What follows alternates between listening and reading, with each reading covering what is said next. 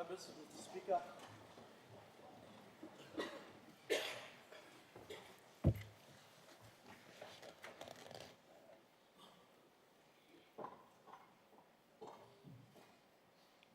Honourable members, the Honourable Member for Okapa will say prayers this morning. Speaker, let us all bow our heads. Oh, Papa God, God bless Abraham, Isaac, and Jacob. You God, shut walk or something. You God blow me, blow Papa New too. Papa God, and let him up and name blow you. And praising you and worshiping you. Oh Lord God, Almighty, and like him, Mary, no sorry, blow you. Can carry up in me, blah. Nah, give me bless, good platintin. Lo make him to talk, we am helping people, blow me plan, and give me big name, no glory, go back and you. Papa God, give me wisdom, the side, the government side, and opposition side one time. Lo help him, lo make him talk, when by help him country, blow me plan, straight him good, attending, lo people, blow me plan one time. So you can take him ownership, lo country, blow going forward. Papa God, this day, I want a special day, blow me plan too. Prime Minister of New Zealand by staff under me plan, and by grace and presence, blow, and one time me plan. Thank you, Lord, opportunity, you can have wisdom, talk, long. The good blood tintin, the country blood New Zealand one time, country blood Papua New Guinea. Papa God, me committing this day, till time, you will handle you. We now ask him, Parliament, you can make him Lord's Prayer. Our Father, who art in heaven, hallowed be the name. Thy kingdom come, thy will be done, on earth as it is in heaven. Give us this day our daily bread. Forgive us our trespasses, as we forgive those who trespass against us. Lead us not into temptation, but deliver us from evil. Thine is the kingdom, the power and the glory, forever and ever. Amen.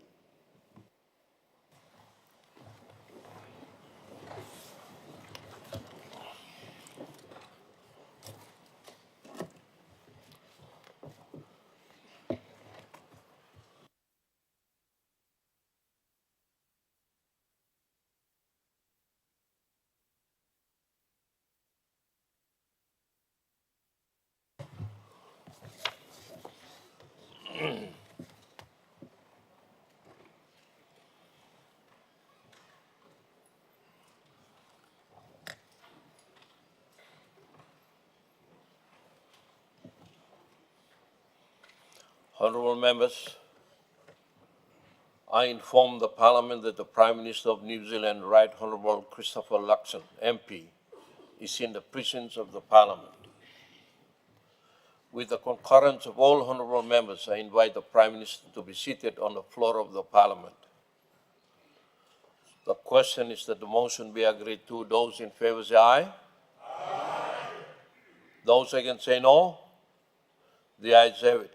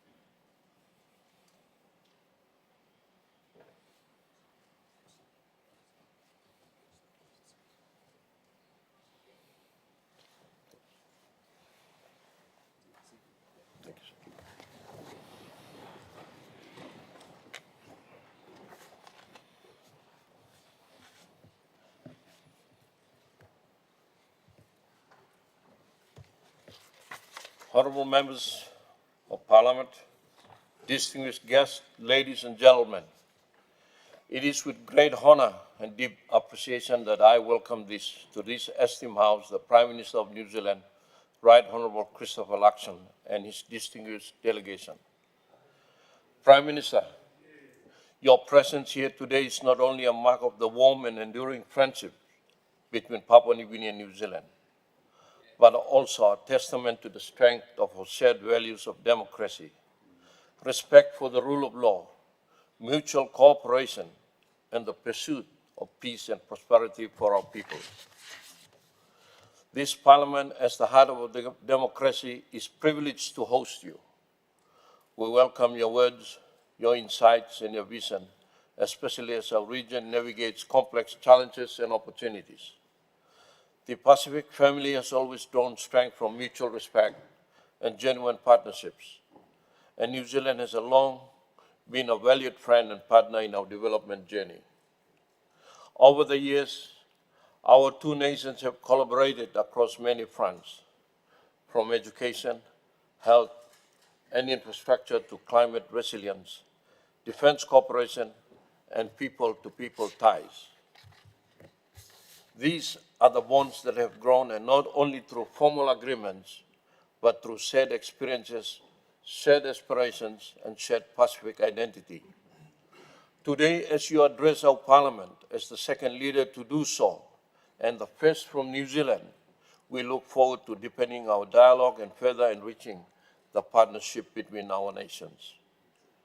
Prime Minister, on behalf of all members of this House and the people of Papua New Guinea, many of whom are tuned in via radio, television, and online platforms, I extend to you a most heartfelt welcome.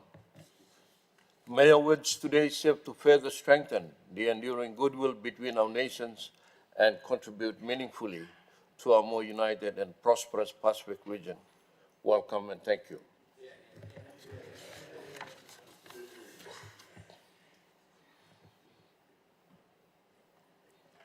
I now invite the Prime Minister of New Zealand to address this Parliament.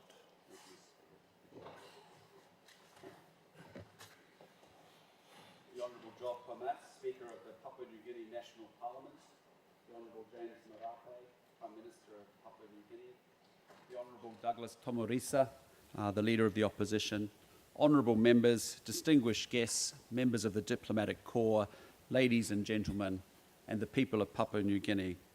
Tēnā koutou, good pla morning trua lageta, good morning to you all. I want to begin by acknowledging the Motukoita people of the Port Moresby area as the traditional custodians of the land on which we are gathered here today. Taba na moana. I also wish to open by expressing my best wishes to all of Papua New Guinea on your upcoming 50th anniversary of independence, and on behalf of New Zealand and of all New Zealanders, please accept my sincerest congratulations ahead of your Golden Jubilee. Mr. Speaker, it is a deep honour for me to address this incredible Parliament today. I am extremely conscious of the rare privilege that you have granted me as the first Prime Minister of New Zealand invited to speak in this esteemed chamber, and through all of you, honourable members, with the people of Papua New Guinea whom you represent. Because this building is more than a seat of government, it is a house where the spirit of Papua New Guinea finds its collective voice. Voices of your tribes and towns, of your islands and highlands, of your elders and of your youth, and of your men and women. They are voices that help navigate your national journey between tradition and transformation. And today I am humbled to bring another voice, and I hope a spirit from your Pacific kith and kin, New Zealand, your friend.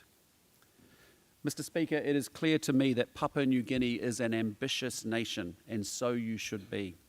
You are a nation whose spirit rises with the mist over the highlands, whose determination flows with the mighty Sepik and Fly rivers, and whose potential is as high as Mount Wilhelm. You are a nation rich not only in natural beauty and resources, but in the resilience and the creativity and spirit of your people. I know this venerable house is where you as the nation's elected leaders are entrusted with the ambitions, the aspirations, the dreams of your people for a brighter future. But your country is not only ambitious, it is courageous. Papua New Guinea is not for the faint-hearted. Your mountains are precipitous, your coastlines are wild, your cultures and languages legendarily diverse. Yet you are charting your own course, embracing democracy, celebrating diversity, and pursuing development and peace in a uniquely human and Papua New Guinean way. Honourable members, your courage means Papua New Guinea has never shied away from acknowledging the development challenges you face or questioning choices made or paths taken. These are good questions that any country should ask. Neither of our nations should settle for the status quo or cease to strive for a better future for our people.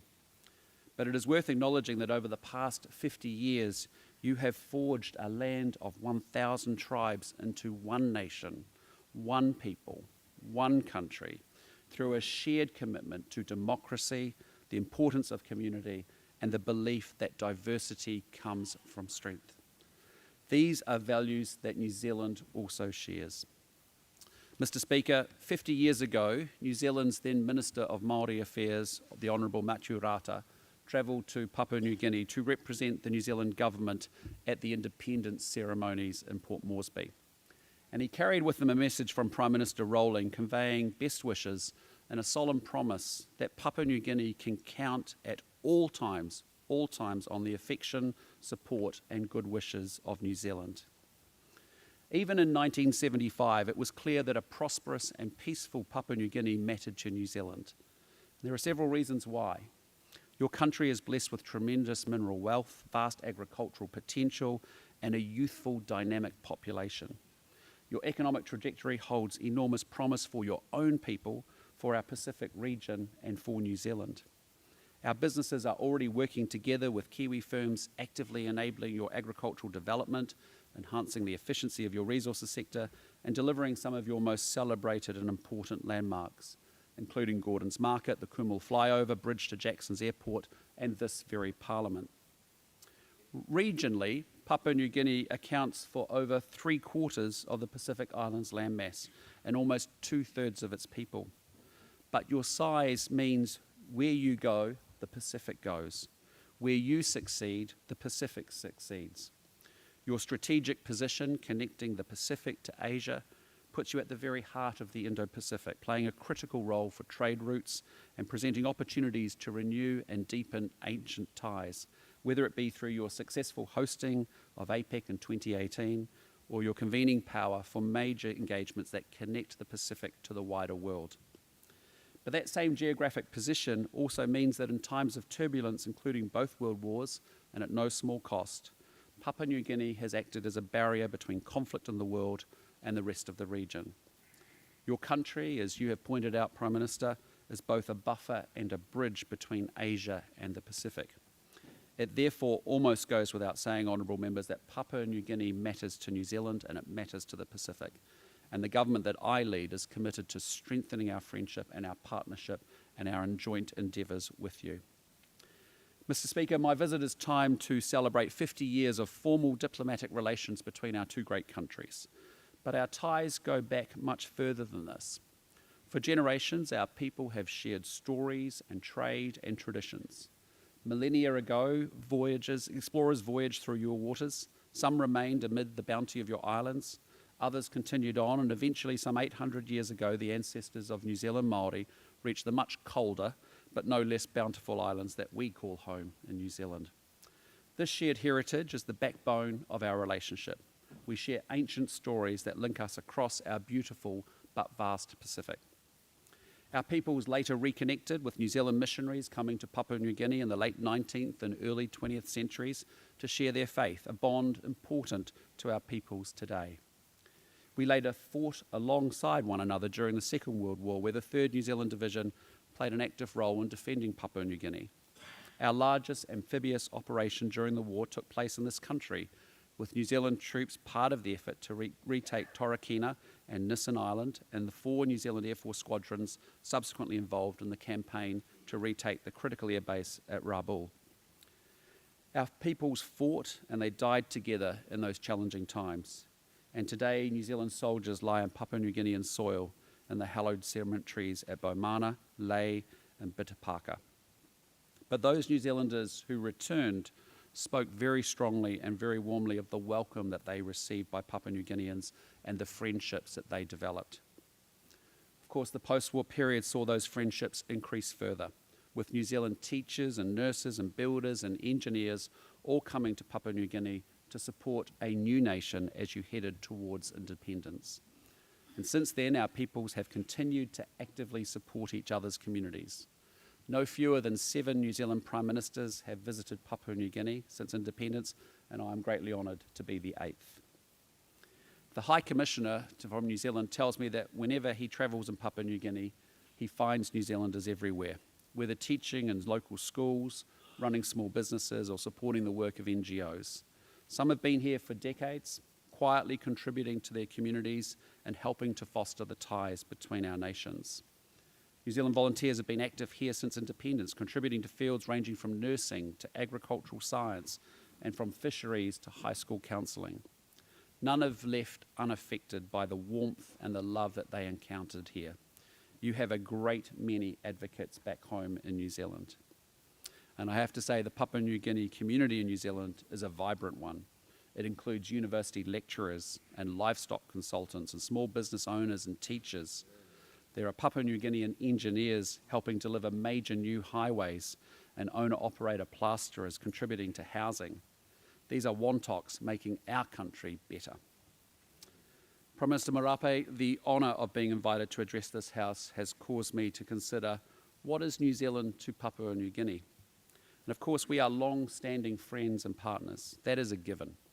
But I want to reflect on New Zealand's past, present and future contributions to Papua New Guinea. I have heard you share your thoughts on this, Prime Minister. I know you find value in New Zealand's experience in the public sector, on state-owned enterprises, on private sector development and in trade agriculture. I believe there are also experiences relevant to your many tribes in Indigenous business and the success of iwi development models in New Zealand. There are many examples of our partnership supporting Papua New Guinea's development, ranging from New Zealand's support to develop your Fresh Produce Development Agency in the 1980s, through to our work together to improve the ease of doing business, critical for unlocking economic growth potential. Our work as part of the Papua New Guinea Electrification Partnership has connected over 10,000 households to the electricity grid.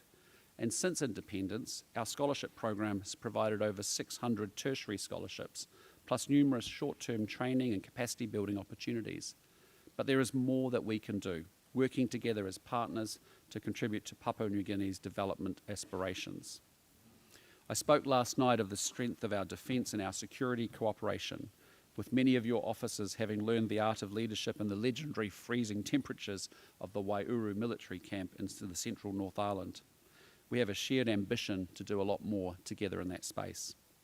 We remain honoured to have played a facilitative role in helping Bougainvilleans find an initial truce amongst themselves and then with Papua New Guinea.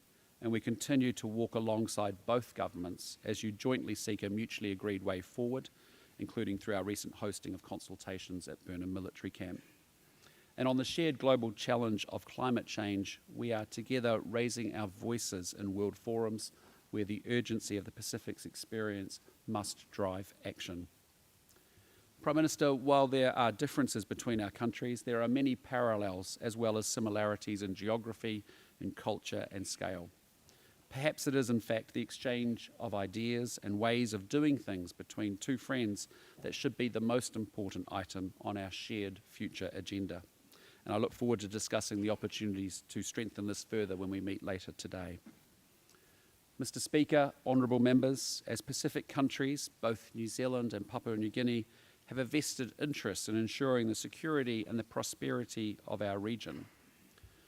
Prime Minister Kirk was an active proponent for Papua New Guinea's membership of the then South Pacific Forum in the early 1970s, with Sir Michael Somare present at the very creation. In fact, it wouldn't mind betting that the Grand Chief then went on to become probably the leader who attended the most forums leaders at meetings of any of us. Today, Papua New Guinea plays a critical leadership role in our regional architecture. And I know that you, Prime Minister, are especially interested in what more we can do together in this space. My view is that at a time of sharpening geostrategic tensions where others' actions and priorities may see division among our Pacific family, it is more important than ever that we work together with fellow Pacific Islands Forum members. When talking about our two countries' relationship with the Pacific, however, it would be remiss of me, of course, not to mention Australia, an indispensable partner to both our nations, and who as a fellow Pacific country engages at significant scale here and throughout the region in support of Pacific priorities. There is more that the three of us can do together and in concert with other Pacific countries to ensure continued peace and prosperity and to deliver on our collective ambitions under the 2050 strategy for the Blue Pacific continent. Honourable members, as we celebrate Papua New Guinea's 50th anniversary and the 50 years of partnership between our two countries, I want to close by reflecting on the prospects of our future engagement. I am heartened by this trusted friendship that we have built, but am also ambitious for our relationship. I am convinced that the best is yet to come, both for Papua New Guinea and for our partnership. Our political engagement is strong, and we should continue to expand our partnership at the ministerial level and to better link our institutions. Your success in holding an unbroken record of democracy since independence and keeping your peace and stability matters greatly to us and to the wider region. But there is more that we can do together to support this. Our trade has been growing, but there's scope for us to do so much more in both directions, including by fully integrating PNG into our regional trading arrangements. We can do more to leverage the connections between our peoples. We are making it easier for Papua New Guineans to visit New Zealand, and I certainly hope more New Zealanders will come and visit the natural and incredible cultural wonders of Papua New Guinea and experience everything that you have to offer as well. Separately, labour mobility is already an area of growth, but one where we should not rest on our laurels. And we can do more to grow our sporting ties, whether it is in league or union or soccer or cricket or netball, as well as our shared cultural connections. And we should give further thought to how we can work more closely together on regional and global issues. At a time of turbulence, it is up to us to create and defend the region that we want and to influence the world that we want to live in. Mr. Speaker, even in 1975, Prime Minister Rowling spoke of Papua New Guinea as a land with which New Zealand has forged close and lasting ties. 50 years ago, we were already close. I hope that in 50 years' time, when my successor comes for your centennial celebrations, he or she will be able to look back on our partnership that has continued to go beyond a handshake and has seen us continue to invest in each other's success. Ultimately, the strength of our partnership lies not only in governments, it lies in people. And it is strengthened as friendships are forged and as challenges are identified and faced down together. New Zealand is committed to work one team, and we will continue good on our shared belief that by working together, New Zealand and Papua New Guinea can create a bright and bold future for ourselves, and we can be an example to the world. Thank you to Masol Geta, Lookum you behind, Nō re rā, tēnā koutou, tēnā koutou, tēnā koutou katoa. Thank you very much.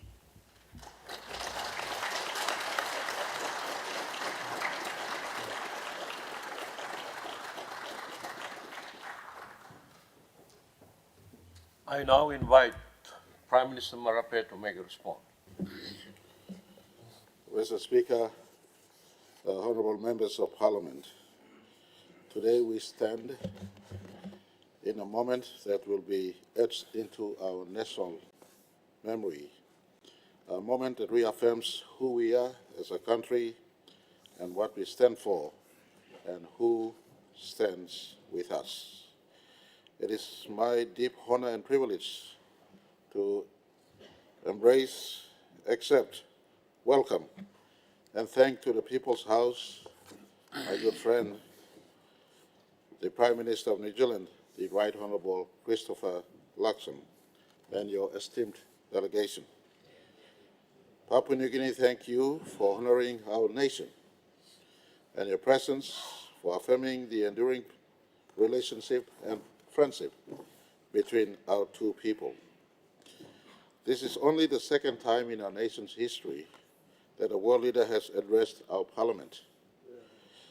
A powerful symbol of the strategic importance New Zealand has with our country and Australia continues to have with our country. For New Zealand, it is a powerful symbol of strategic importance, mutual respect, and a good and long-standing relationship and bond between our two governments and our two countries, but more importantly, our two people. Mr. Speaker, New Zealand is not just a Pacific neighbor across the Pacific. You are a true partner, a friend of integrity who stood with us when our nation was born in 1975. You have walked with us every step of the way, and the 5 decades of independence we've had as a country, you have been a strong, reliable partner. Surely, as your Prime Minister then, Prime Minister Rawling, promised, none of his promise was broken. Every promise was upheld. You helped build our civil services. You helped educate our children. You delivered and contribute to our rural villages, whether in health or any other development aspirations. You did extend a big hand of peace during one of our darkest hours, or some of our darkest hours, the Bougainville crisis. That history of principal partnership is the foundation upon which we are ready to build our next chapter. Prime Minister Luxon, your visit comes at a pivotal point, not just in our nation's history, but in our two nations' bilateral relationship and our history. A moment where we both take reflection, but also make resolutions as to how we progress from here on. 50 years into our nation's independence, and amidst our fragilities, we remain a robust democracy. We remain a robust free market economy. We remain a people together in our diversity. We're no longer a fledgling nation finding her feet. We are a people rising, determined to transform our economy, unify our diverse tribes, and empower our young citizens through agriculture, education, infrastructure, and more importantly, in the digital world, the involvement in digital innovation. We have declared that the next 50 years will be defined not by what we receive, but what we build with our hands, our hearts, and our God-given potentials. And in this mission, we are encouraged that we are not walking alone. Mr. Speaker, earlier this year, I had the privilege of undertaking a state visit to Aotearoa, New Zealand. It was more than a diplomatic formality. It was a renewal of vows between our two nations who believe in peace, people, and purpose. Together, we launched the Papua New Guinea New Zealand Statement of Partnership 2025 to 2029, a bold framework grounded in strong political and regional collaboration, deeper economic engagement and responsible investment, greater opportunities for education and labor mobility, joint commitment to peace and security, especially in our Pacific, including our Bougainville, and shared stewardship of climate action and environmental resilience. In New Zealand, I had the pleasure of witnessing the wisdom of Maori leadership, the innovation of your enterprises, and the warm embrace of your people. We invited your business to invest in Papua New Guinea transformation, especially in agriculture, energy, infrastructure, and institutional reform. We laid the foundation to grow our labor mobility partnerships, aiming to lift our current 2,000 workers under the recognized seasonal employer scheme to more than 10,000, with pathways for skilled and permanent employment. Mr. Speaker, I want to inform you I was pleasantly blessed in the side of the Parliament to see a young Papuan family walking to me. He was a former University of Technology student in employment in New Zealand, and there's a growing diaspora of Papua New Guineans not working as imported seasonal workforce, but in skilled areas, finding their own feet. Some, as Prime Minister Luxon said, businessmen doing business in New Zealand. All work in different spaces of New Zealand. New Zealand has become a good hub of Papua New Guinea diaspora. And I want to thank you, Prime Minister Luxon, for the warm hospitality New Zealand has always rendered to Papua New Guineans. Our goal is not just to offer jobs, but future. For the 6 million young Papua New Guineans we right now have under the age of 25, we want them to find a place in PNG and the world around us. And we thank New Zealand for offering that opportunity for some of our children to find home and work and meaningful pursuit in New Zealand. I want to thank and register at this juncture New Zealand government's opening of visa, ease of visa requirements for Papua New Guineans to move into New Zealand. We celebrated also when I was there. I was privileged to go to Wellington Phoenix Football Academy. We watched this sporting event there, and I saw how sport can also transform communities, anchor communities, and embrace communities. We also acknowledge that you have been a tremendous help and support in the health and education sector in our country, from the Red Hallows Foundation, building an eye center in Port Moresby, right now to the tireless work of your help to World Vision and other NGOs like the ADRA in our most remote provinces. And we rejoice in the resilience of, again, our diaspora who are working, who are studying. And I have here in this parliament, Mr. Prime Minister, there's some former New Zealand students who are also members of parliament. One of them, notably someone close to me, Governor of Southern Highlands, the Honourable William Powie. Mr. Speaker, I want to place on record in this parliament and register our greatest support for one of the biggest help to us and hand to us in as far as the Bougainville is concerned. New Zealand has been front, back, and centerpiece in our talk and walk for peace on Bougainville. We reiterate our unwavering commitment to peaceful dialogue, mutual respect, and consensual path forward as we seek to register and solve our Bougainville issue. I thank the government of New Zealand past and government today, not only for your support of past during the Bougainville crisis, but for your continued support, hand, and leadership at present, especially in our last meeting at Bantam, the spiritual birthplace of peace for Bougainville.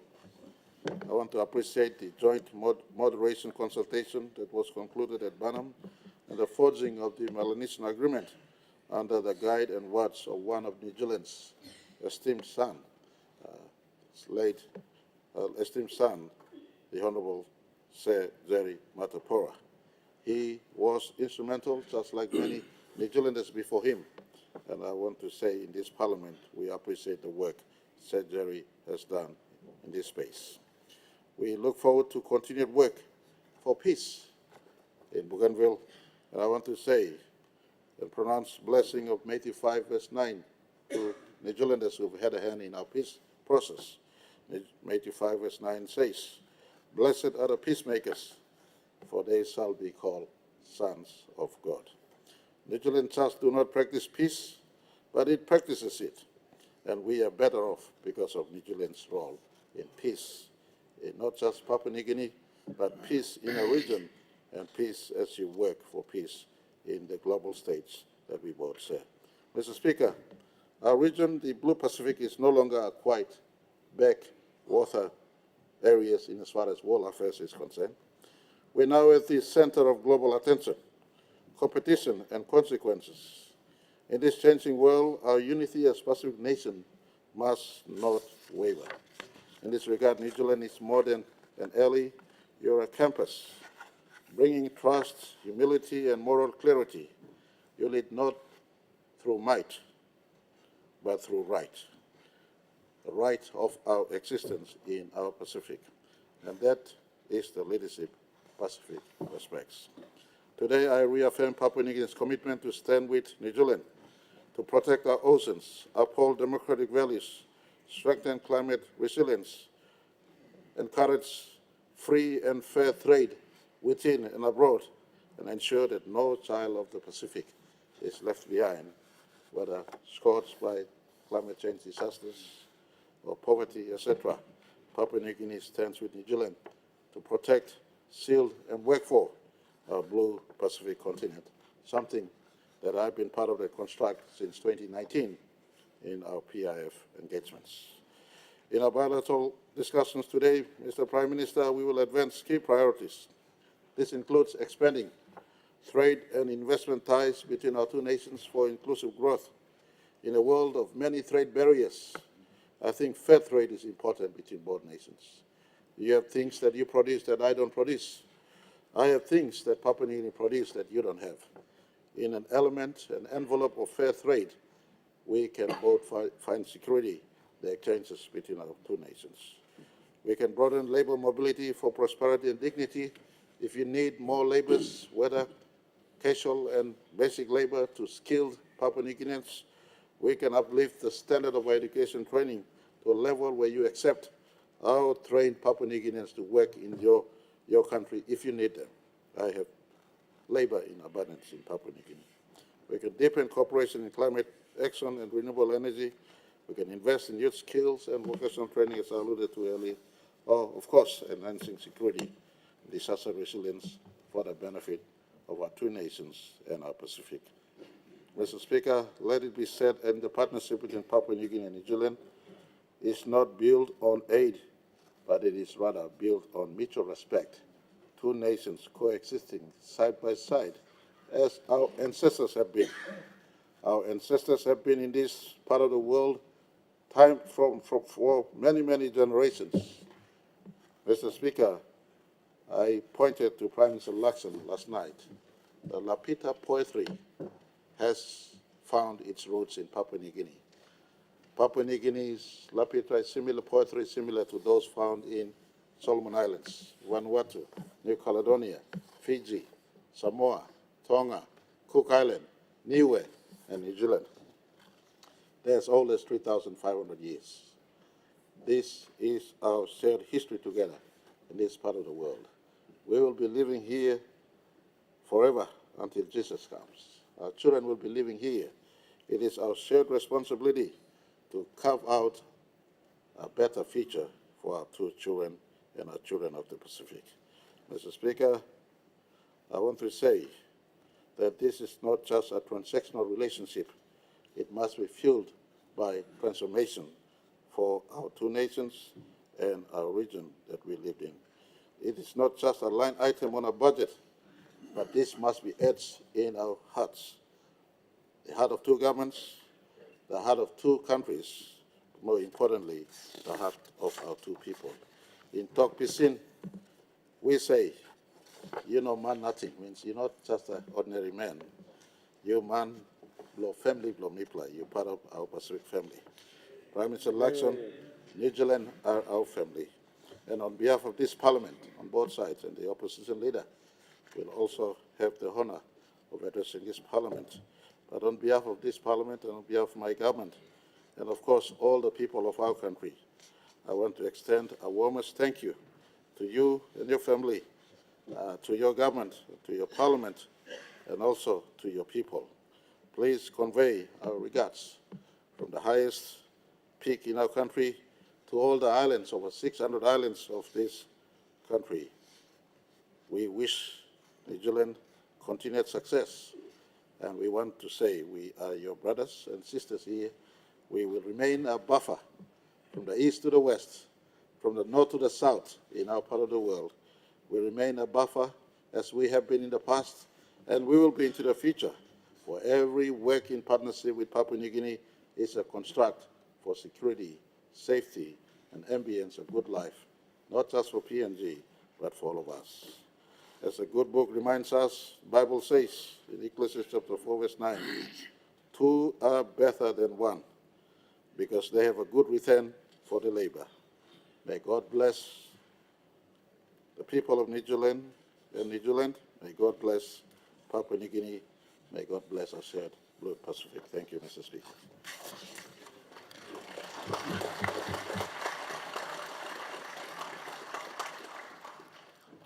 I invite the opposition leader to make a speech.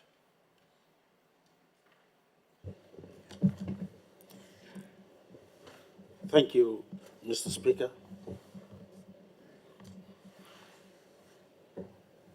The Honourable Christopher Luxon, the Prime Minister of New Zealand, and your delegate who are here in our country, we say thank you for visiting our land. Mr. Speaker, New Zealand has enjoyed a democracy that is more than 200 years old. A very strong and vibrant democracy. I had the opportunity to visit New Zealand in 2013. And seeing from and listening from the governments and the people of New Zealand, you have come a long way. Our nation will turn 50 in a few weeks' time.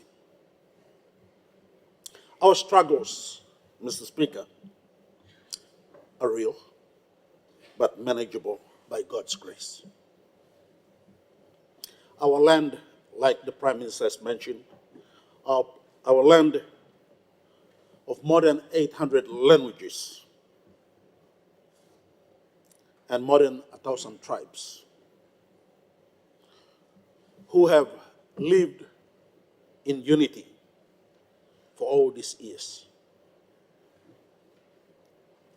have worked together and survived the struggles in this nation. Like you, in New Zealand, the Rangatiras, the Maori chiefs, have worked very closely with successive governments since 1840. And so when you look at New Zealand's democracy, you go a long, long way back. But that does not mean that the people of Papua New Guinea haven't governed themselves. Like New Zealand, you have the Rangatira or the Maori chiefs. We in Papua New Guinea have our chiefs as well. From the society where I come from, we are ruled by the Tabalus for thousands of years. Other societies in the New Guinea Islands, in the Momasa regions, in the Papua region, and in the Highlands region likewise, have been ruled by leaders, traditional cultural leaders. From the islands of our coastal provinces and its communities and people, to the valleys and the mountains of the highlands communities, we say kia ora. We can learn from your strong, vibrant democracy to strengthen ours and continue to govern our people with that strength, vibrancy, and resilience in our democracy. A few months ago,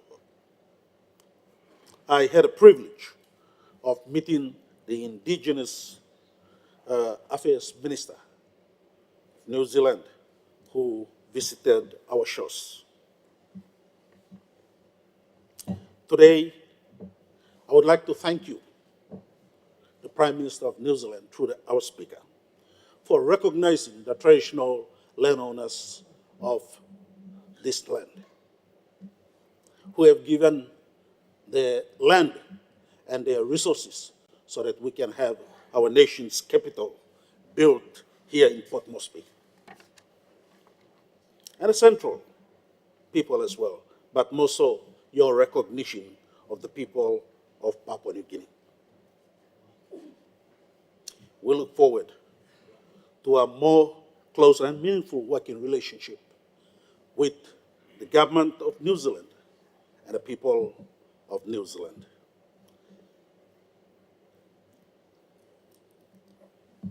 Thank you to the governments of New Zealand of the past and present.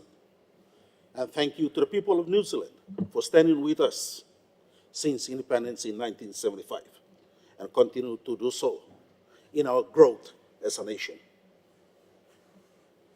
Your support in agriculture, health, education, infrastructure, and also in sports and many more in governance is well recognized, taken note of, and for that purpose, for that reason, we say thank you. Mr. Prime Minister, to you, Mr. Speaker, pass our greetings and gratitude to the government of New Zealand and to your people. Thank you. We wish you, and we say this, may God bless New Zealand and may God bless Papua New Guinea in this relationship that we have in the past 50 years and more. We wish you well as you travel back to your nation, and may God bless you. Thank you.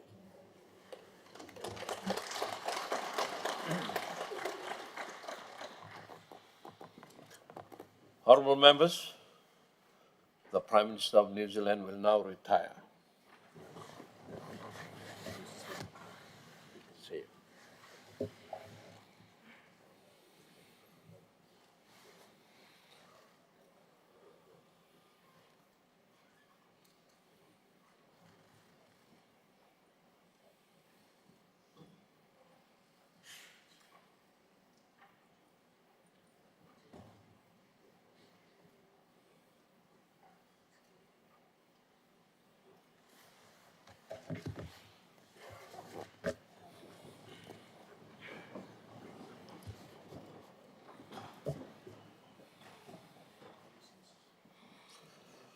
Petitions, notices,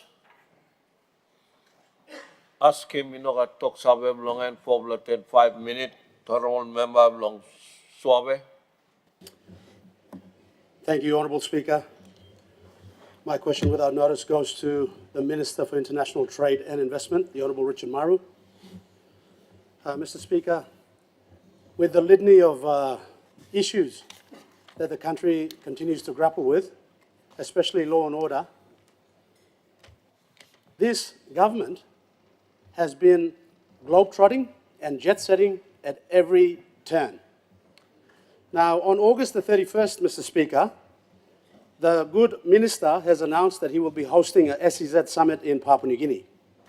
Recently, he has just returned from another summit in Osaka, where they have been on an expo for trade and investment. In 2023, Mr. Speaker, this minister and his department received 77 million kina in SEZ funding. In 2024, he received 150 million kina in SEZ funding. In 2025, the amount is undisclosed. Where has this 227 million kina gone? Because in Karamui, we haven't seen anything in respect to SEZ.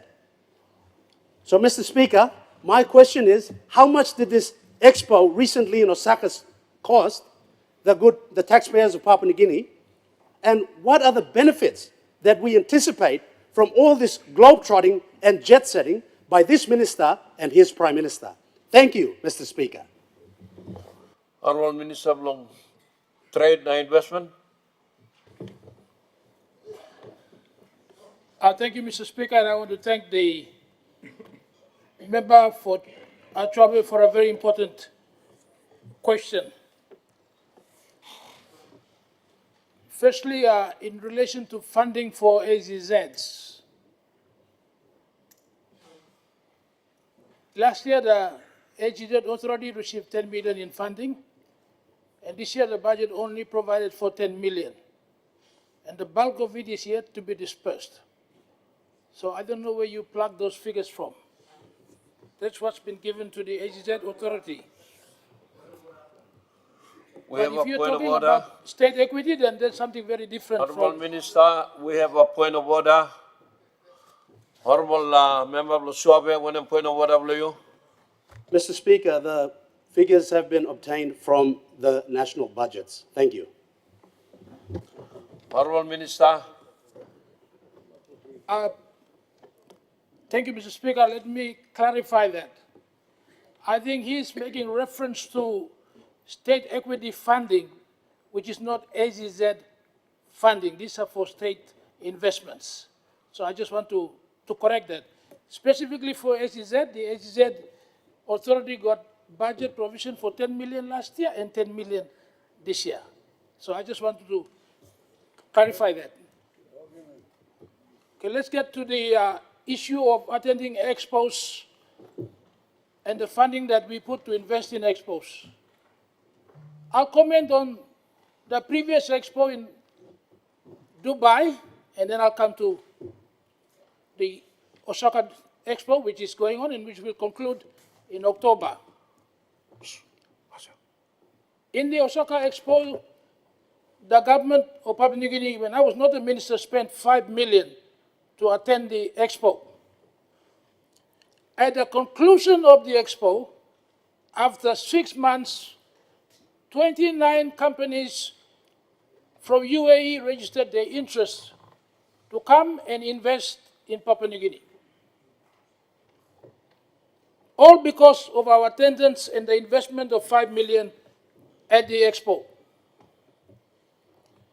And the request to our government was, the UAE government wanted an agreement to be signed by our two countries called the Investment Promotion and Protection Agreement to provide assurance to the UAE investors that if they invest in Papua New Guinea, their investments will be safe. And there is no reason for them not to come. We have a similar agreement with countries like Australia and New Zealand. Despite the interest, our agencies responsible were not able to get the IPPA agreement signed, and hence they've delayed companies from UAE to come into Papua New Guinea to venture into investments in PNG. After Osaka, I went to Abu Dhabi the previous week, apologized to their government for the delay, and assured them that within 2 weeks we will have the agreement ready for sign-off. And we are having the first draft sent over to the UAE by Friday, final draft. And I want to assure this Parliament, in my time, we are going to get this agreement signed and unlock the investment potential of UAE into this country. It is interesting at the back of these discussions, the national gas company, oil and gas company, ADNOC, has now expressed the interest to buy out Santos at a cost of 18 billion Australian dollars. Santos operates in both Papua New Guinea and Australia. This will be a very significant investment if this purchase goes through. But it is subject to agreements by both the South Australian government and the PNG government. We are assessing that, and it can only be done if it's in our national interest in law. So the first comment I want to make in relation to the value of investing in Expo, if we had done our job through our public servants, we would have already had investments here from that country. And we're going to get it done now. On top of the IPPA agreement, UAE government has been negotiating with our government through the Transport Ministry and Department. They wanted us to sign an air service agreement so that the Emirates can fly into Port Moresby all the way from UAE, Singapore, Port Moresby. We have been delaying that for another 2 years. And I'm trying to get that concluded so we can start getting Emirates flights coming in. Create competition, reduce the airfares. These are the results of going to invest 5 million in the expo in Dubai. When I was there last week, they've now agreed to enter into a comprehensive economic partnership agreement with PNG. We received the first draft proposed by them yesterday. If we do that, we will be able to have duty-free access in terms of the market into the UAE. They are now proposing under this agreement to offer scholarships to PNG students to study in their universities. They're looking at employment quotas for skilled Papua New Guineans to work in UAE, like they're doing with Fiji and other Pacific Island countries. They're even looking at giving us aid for our national ID system. Me not talk about 300 million in me buy some Chinese technology. I'm talking about free money, aid. So this is the benefit of investing a small 5 million by going to Dubai for the expo. The employment opportunities. Emirates coming into PNG. Scholarships coming. Grant aid coming. So when you're talking about cost and benefits, we are going to receive so much more than investing 5 million in attending the expo. Now let's switch over to Japan. The cabinet made a bold decision for us to participate in Japan at the expo. Firstly, to recognize Japan, to show us their support because it's their expo year. It'll only happen, they will only host the expo in our lifetime once. Japan is our second biggest aid donor. Papua New Guinea understand, since independence, they are a founding bilateral partner. They've invested 6 billion in grant aid to this country. 6 billion. Only next to Australia. By you go to Expo, you have investing 5 million. When we were there, they announced 92 million grant aid to upgrade the Kavieng Fisheries College. Announced. 92 million. If you spending 5 million on Osaka, they're coming back with 92.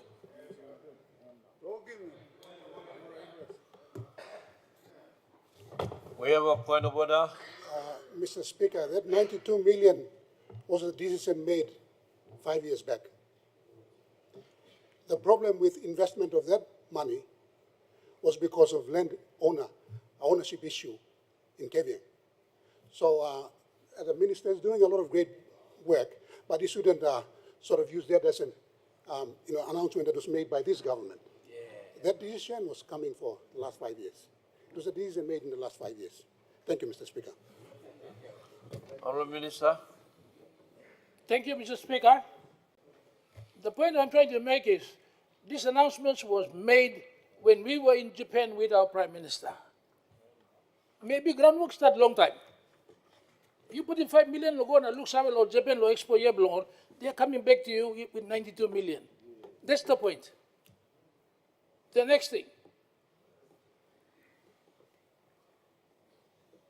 Miblagolo, Japan. Prime Minister Blood announced him. Because we took the time to go and spend 5 million to go. For the first time, I met the former Prime Minister, he never talked about Tokua. This Prime Minister, the new Prime Minister, we were the first to visit him. Our Prime Minister,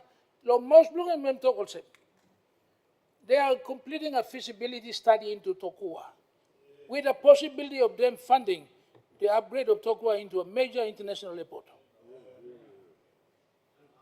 I saw the NAC plans for Tokua. It's likely that the funding will be greater than 700 million spent for NADZAP. Tokua is a special place belong there. KB staff, body blood staff. This could be over $1 billion could be invested in Tokua. Timing by Yumigo was perfect. The new Prime Minister was just elected. Our Prime Minister was the first to visit him. First head of a foreign government. They've made a commitment to Tokua that I have not seen one Prime Minister make prior to that. So, Mr. Speaker, yes, you cannot complain about trips. Suppose even though you invest in something also 5 million, we want, by going to Dubai, we may never get you Emirates here. under a service agreement. We may not create job opportunities for our citizens. We may not create significant grant aid, which will pay back that 5 million 100 times over. So I say, Mr. Speaker, it is very important to invest 5 million each time in export, because what it brings is far, far more significant benefits to our country. Thank you, Mr. Speaker. Honorable Governor Bloenga. Thank you, Mr. Speaker. My questions, without notice, are directed to Minister for Mining.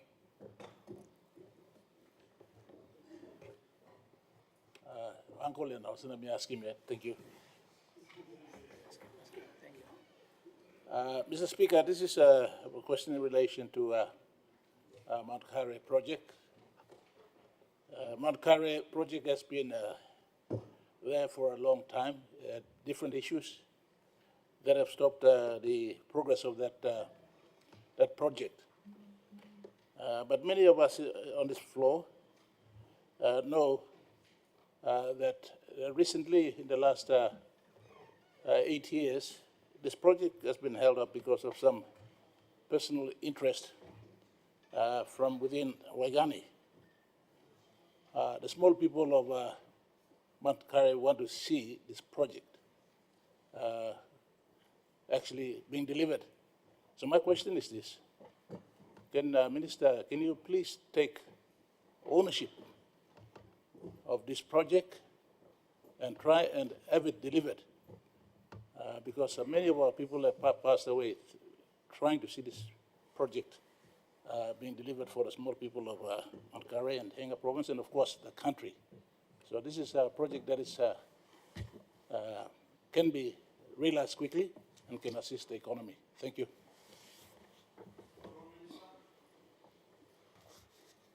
Speaker, thank you, True. Lo question kablo Governor Bloenga. Mr. Speaker, Mount Kare, a very important project. Time become minister, prime minister, time I'm writing more KPIs, just like me blogger the minister. I'm writing the give him lo me, or some mining minister, and the priority list included the project that Governor mentioned him, Mount Kare. Now, Mount Kare has been on the desk, discussions with government, provincial government, him as governor, local member, and interest of both the two provinces that the project is covering, including Ella and Enga. That project has been on discussions. One, delay the project to this day brief where when I became minister, because I'm stopped with KPI Blomi, me asking department was that there was a running court case in the Supreme Court. Supreme Court case was man was stop or list him online law, online was submit him interest to explore him, sim license to explore him, Islam mine that develop him. Now you got 3 or 4 companies stop the list. Company where stop number 1, 2, na 3 all go to court. The time go to court, all of Rusim over the mark to court, no go to Supreme Court.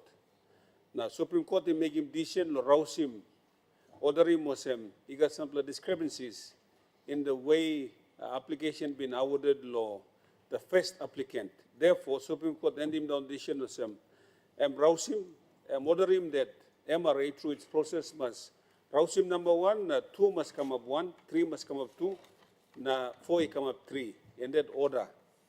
So this case amended down last 2 months ago. Now, time this case amended down in the Supreme Court, man will lose him court, lo number 1, and go back to court, lo sleep rule. Lo toko se make at era lo first decision, lo Supreme Court make him. As it stands, the matter is still before the court. The court has not made a decision in respect to the sleep rule, but process that does not affect our process, like MRA, meaning that does not stop MAC, MRA, lo mipla law, continues the process bla award him license. As to this date, myself, the department has not received a court order stopping us from exercising the due process, le MRA, lo execute him. What has now been a court order for us to move applicants up and deal with the application that has come before MAC. So Governor, respond, 1, it is priority on our list. for government and priority on my list because it's on my KPI projects or one of the projects I must take off in my 10 years mining minister. And I confirm that I will take ownership of the project, that I have already done so in trying to get the process up and running. What we are waiting for now is MAC, through you, Speaker, Governor, and their respective leaders in Enga and Ella. And the Governor for Ella has also sent me a query in respect to this project as well. So as it stands now, Tupla company want a memory Taplo court in regard to the slip roll, but no got court order stopping me to ensure that the process is complete. What I'm waiting for now is Mining Advisory Committee.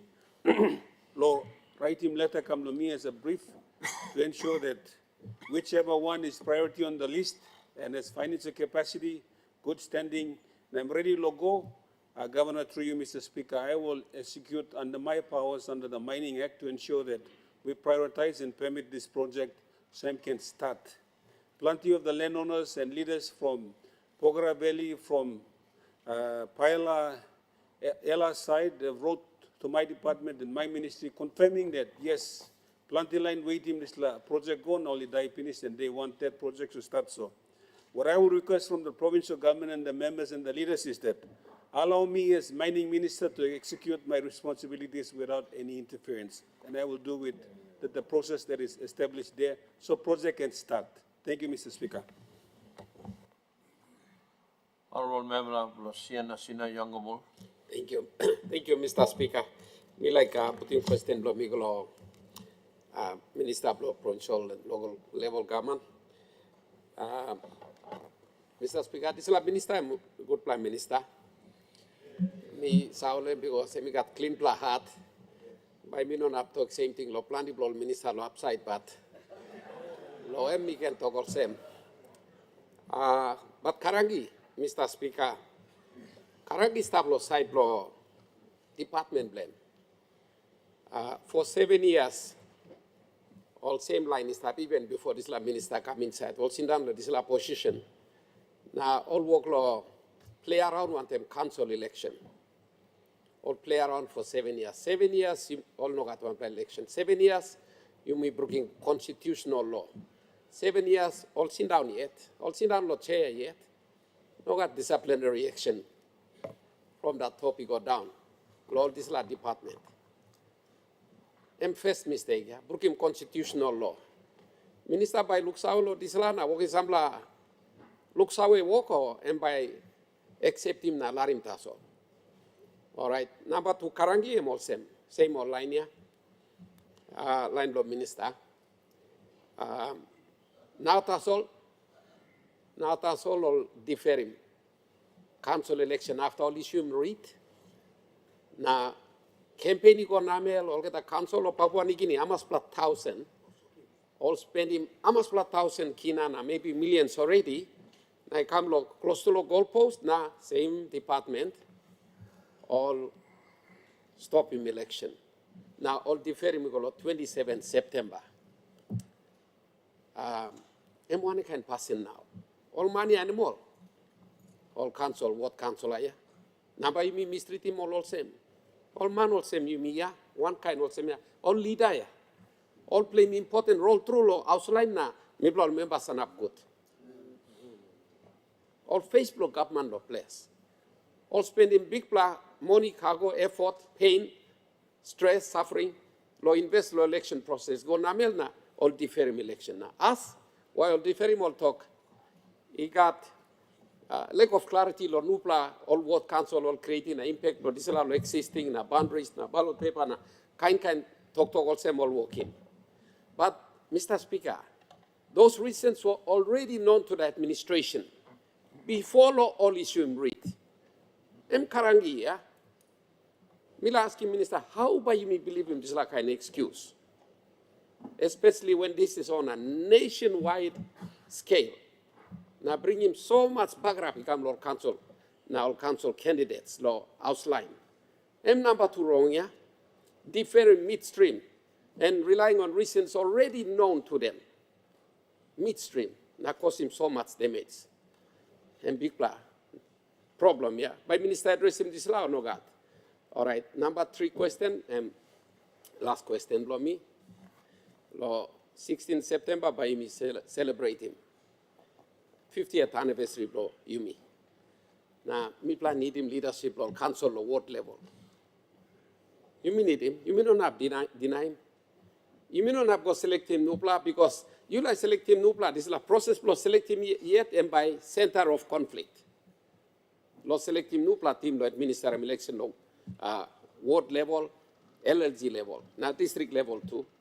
Suppose you me talk all council all staff election so all disqualify. All right, you me put him Nupla team. And now this is like creation lo Nupla team by causing conflict. Also, I need him council back on the ground. The councillors who have been de facto operating from 2017, he come now here. We need them back. Government needs to do something to give them a de facto status, almost come sit down like they have been. It's nothing new. Law you me broken penis, let him law stop. Government, minister, through minister, and must talk for the purposes of rolling out the independent celebrations. Me recognize him. All ward council law come back. De facto council, not in law, but de facto council, continue to play the role they played in the last 7 years. Put in leadership law, independent celebration, and then you can go inside law. Finish him this now you play go Kirabim election will come on 27 September, which is after the independent celebration. We need that leadership. And we got Tintin Law Disla because there's a big vacuum there at the ward level. So I think senior Bloimi could Prime Minister we can give him some clarity now. Please discipline him or line blow you here, law department. You can just tolerate him so kind behavior when the damage is nationwide, catastrophic. You must give some disciplinary action. Papua New Guinea must look him. Thank you, Speaker.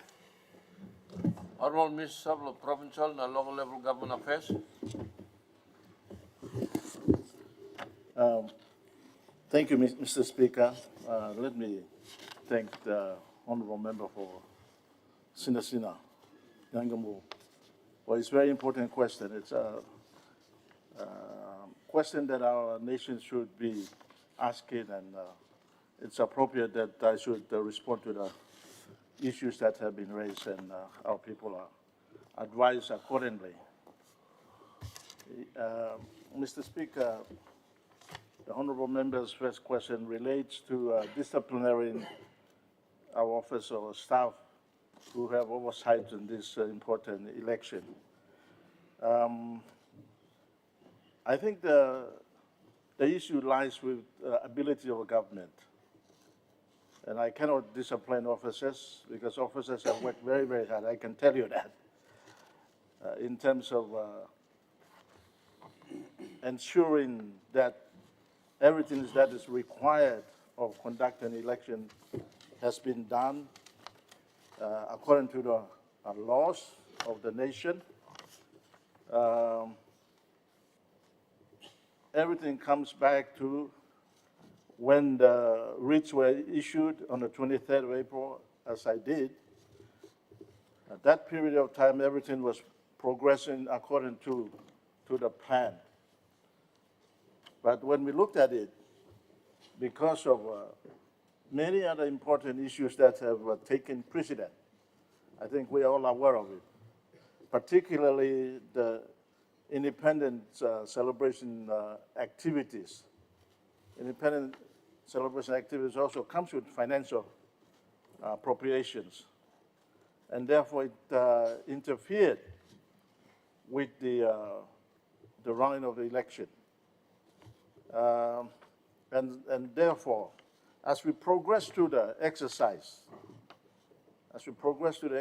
we kind of also found that other things are not ready, and particularly in relation to ballot papers. And I was kind of appalled when I was told through the Minister of Administrative Services, who is in charge of Election Commission, that we didn't have ballot papers, because ballot papers are required to go to polling and subsequent election of our people. And so that was one of the major issues that confronted us, so we had to work very, very hard. And I want to thank our Prime Minister and Deputy Prime Minister and Minister Masere, my staff as well as the Electoral Commissioner and his staff for trying our very, very best to try to address this issue, to comply with the deadlines that we have given, which has not been the case. And therefore, Electoral Commissioner then made new announcement for new dates so that all the issues that have hindered the progression of election processes can be subsequently addressed within that time period. So, Mr. Speaker, I think the same question was asked by Honorable Member for Abao last week, I think Tuesday or Wednesday. And I think Prime Minister has already answered part of that question. And so it is, I want to take this opportunity to apologize to our people of Papua New Guinea, particularly people who are vying for ward membership, ward seats. We have a point of order. What's your point of order, Member for Abao? Just to clarify, and rather than the minister laboring on the same set of questions that I asked, Prime Minister did make a commitment to respond this week. So I sent him all the questions that I asked on the floor of Parliament, and we were expecting either the Prime Minister or the Minister to respond to the same questions that the member for Sinasina Yangumol has asked. So I think that's pending. So if the Minister and Prime Minister can do their work and respond to specifically to these issues, which Minister is not responding to. Thank you. Honourable Minister. Thank you, Mr. Speaker. I think that the issue is very similar to what was asked last week, and therefore I am responding to the questions that have been raised by Honourable Member for Senator Yangomo. So the first issue you asked was to discipline, so that's exactly what I'm saying. This issue has come thus far.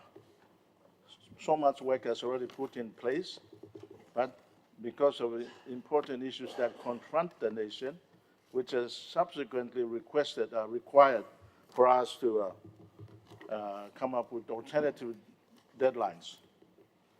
Number two issue that you have raised is where do councillors fit in this discussion? I think it also alluded to the third question that you have raised. As far as the law is concerned, ward members are still in charge. They are still ward members, so are presidents, until when writs are returned. So that process is ongoing. So to answer your question, Mr. Speaker, all our ward members who have been elected in the last term, they're still elected leaders. So are the presidents. And so, coming back to your third question, can they be involved in independence and all that? Yes, they are, and they should be. They're still leaders of the people, and they should be part and parcel of this celebration that we are making. It's their rights, and their contribution is honored to the independence celebration. Mr. Speaker, let me step back and comment on something that is fundamental. Hopefully this week, I'll be making an amendment to Section 34 of the Organic Law.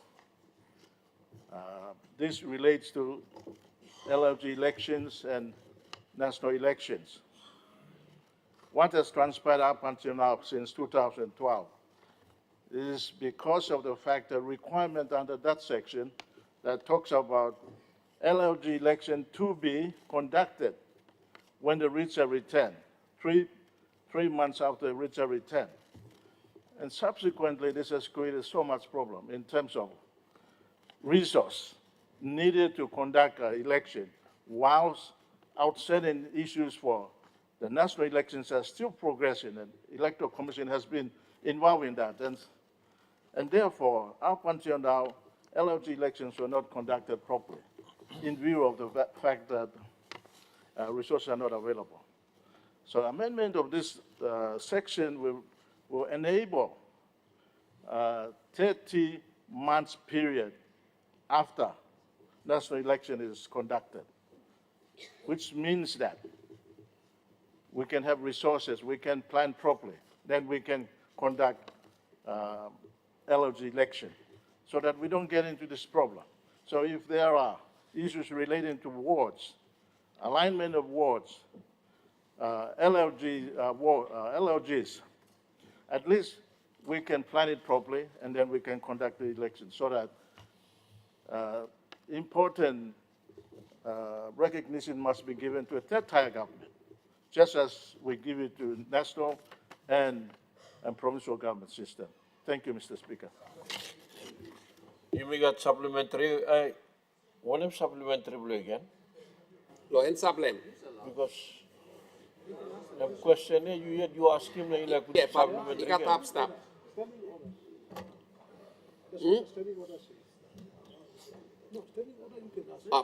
I think we put some point of order. Now. All right. One point of order. Yes. Thank you, Law Minister Yet.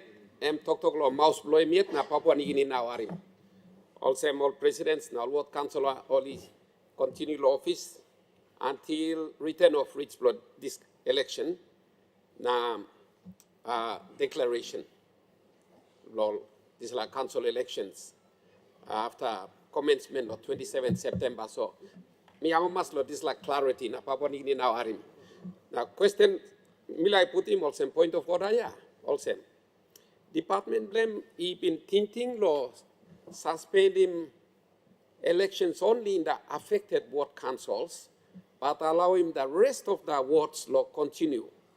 The rest of the wards that's not affected by the issues raised by the department. Only been thinking this plan or no God? Because there was a possibility that some blow this wards no God contest them and we can continue until election blow. Now only those people, the wards areas where you got problem with them, you suspend the election disrupt. So why not suspending the entire election in Papua New Guinea? I think I need to clarify this too. Honorable member of Lucina Young of Mino point of order, you will ask him, no ask him. So, Mamino like non of Lara Minister on Charam this la. You may got Nupla, PM Luxon again, you got three governors and of backside, so one blah blah blah by you must ask him, governor of long Western Province, me give you this time to ask him, like, you know what talks about. Thank you, through Speaker, lo makim people lo Western through lo me lo ask him question in ogat talks about. This la question lo me and by me directing go lo Minister of Law Mining. Na question am related lo Pogara mine. I'm used to Pogara mine. I'm start on tablo mountain by me antala Wabek, Enga province na. Only put him. People of the mine come down of Semlo. Wara lagaib na come Semlo Strickland na come Semlo Fly River. So time lo start him isla nibla. Talk lo nibla Pogara. Nibla Western Province too been involved lo, including nibla in chat lo package lo. New Pogara agreement. So now me like ask him all questions related to that agreement. I'm used to our story. The time been asking finish. I was time you put in people Antala mountain. Antala mountain where I'm sleep. It's on a Antala mountains or where I'm back down. But time come up the Western Province we happen to stop them. This la PPA blow mine on top move and sit down. So people the Western Province have like big la Pagarap as I speak. Online the email obo. Now I'm watching now flood. Wara I'm Karamam school blow. Now Wara Karamam village blow shopping center blow over time sleep in Wara because all sediments na silt them. now comes past lab now. I'm creating plenty heavy. Because this last, I'm asking Chavos. Midla by, or whether Western Province and by including law. The Nibla Pogra deal. So question from me, number one, Nibla signing the community development agreement to Pogra mine finish or not. Number two, instead of the agreement, I was signing finish. Hamas by the Western Province. First question from me, is Western Province included in the agreement? Number two, Hamas by the people of Western Province the agreement. Because me, I am only cutting of Western Province in that agreement, or carrying come stop law on the place or calling Bulako. Section 1, segment 1, segment 2, na 3, I'm all included. Na segment 3, I'm stop law. Bulago, after Bulago, na Goran Sem law. Nomad, Lake Marine, na Goran Sem law. Obo, go Sem law. Suki, na go come up the Fly River. And Mibla established section, segment 4, 5, 6, na 7, so Mibla included in the package.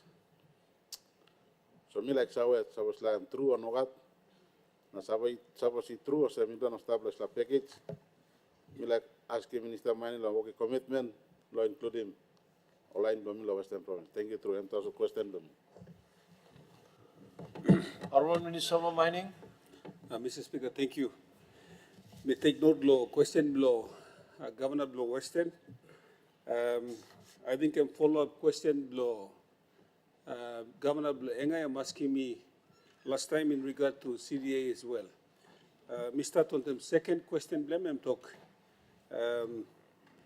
Mipla Western Staff and law package law CDA or Nogat. And the question is straightforward: is yes. Western, the riverine people were affected by the Pogara project. Through that project where the riverine want them water heavy ground law western side, and they are captured in some package Blodisla.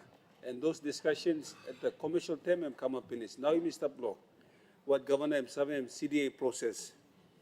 Number one question, you may sign him CDA finish and what Governor through you, Mr. Speaker, me no sign yet. It's been cleared by the State Solicitor's Office. Now, those copies, Blodisla, cleared CDA, will be consulted with local leaders from the province, including Governor Bloenga, Governor Blow Western, because of the riverine people, Governor Blow Ella, because law power, Blow program come through law heights gas, na power line, or line was sleep, Lugotin power line, law supplying power come Blow Pogera, and Western as well, because Warram affecting also.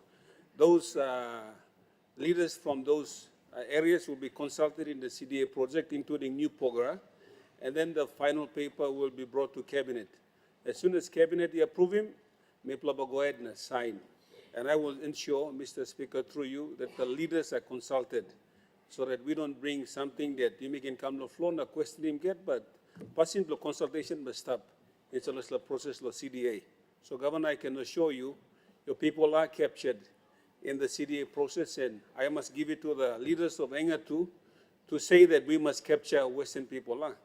Sample project I'm online, but to go some no lusimol and project Blumibla, but Governor and the leaders from the province have been kind enough to say that we must capture our people from the riverine, including all power lines, so that they must benefit, so that everyone has skin in the game, so we protect the project now. Project can continue. I need the new program limited. So, Mr. Speaker, through you, Governor, I assure you, CDA has not been signed, and if it is signed, your people will be captured in there, so that you have stake to protect our riverine project and riverine people, and we ensure that Pogara continues. And the leaders on this floor, I assure you that you will be consulted before you may sign off the CDA. Thank you. Governor Blunoten. Mr. Speaker, law recognizing all people of Northern Province. I have a few questions I would like to ask to the Acting Minister for Communication. And these questions are in relation to the monetization of social media platforms. Just a little context, Mr. Speaker. Our people are now part of the world, obviously, and we have what we call netizens that operate in this country. These are people who are communicating and using the internet for work, for business, etc. A large number of these people are youth below the age of 25, of which we have 60% in our country. A very large number of these people. And many of them are content creators using social media platforms. Unfortunately, they are not able to benefit from this growing industry that's benefiting many throughout the world. These content creators create amazing content that promotes Papua New Guinea, that can attract tourists and investment, and that can give the world a better picture of this country. We have social media content creators coming from other parts of the world into Papua New Guinea and creating content and benefiting from these activities. But our own cannot do so because of outdated laws or non-existent laws or mechanisms that aren't in place to allow them to monetize their social media content that they've created. So my questions are these, very simple questions. Does the Marape government have any plans to address these challenges and issues so that it can assist our content creators generate an income and revenue, especially our youth, who form a large part of this demography? Thank you. Acting Minister of Communication, Information. Thank you, Mr. Speaker. Nami, so thank you long good question lo Governor Blame long Oro, Northern Province. Before me, give him Niklik back him, Mr. Naposem custodian belong this la ministry. Yumi got all leaders below Yumi, Sati oli sekam long all health issues. Honorable Minister below Yumi long ICT, Honorable Minister below Yumi long Bougainville Affairs, na Honorable Minister below Yumi long Labor, Honorable Cases Sawong, na Honorable Makiba. Me wish him all get a speedy recovery. Na same time too, me kiss him bell belong all get the leaders, long look out him health below Yumi 1-1. Important. Country need him Yumi long walk, but health important. Question belong Governor Emi, good question, and let me take this opportunity to answer this in its entirety, because it's important our country and particularly our youths know that this government is ensuring that the platform of social media is not necessarily used for to be out there to discredit or put misinformation or disinformation, as is what is happening today, but also to ensure that we align to and conform to what the populace of the world is leveraging on in the ICT space. So, thank you. Excuse me. Thank you, Governor. Thank you for the opportunity to respond to this matter. And I want to assure our youths and those using the social media space that apart from the legislative reforms that we need to be, that the Department of ICT is working towards enabling that environment, we also need to understand that the volatile space in which social media is used has also imminent threat that not only speaks to our internal challenges in the social media space, but also the external that that imposes on our sovereignty in terms of that space in which social media platform is used. Mr. Speaker, enabling effective electronic transaction is not the responsibility of one agency alone. It requires a multifaceted, whole-of-government approach involving coordination between Ministry of Justice, Ministry of Police, Ministry of Treasury. Point of order. Point of order, Honorable Member Luabao. Thank you, Mr. Speaker. Sorry for interfering with the Minister's response, but we've got not much time to left, so can I move that we extend question time because of the time we spend in welcoming the Honorable Prime Minister from New Zealand? And also while all the ministers are in the chamber.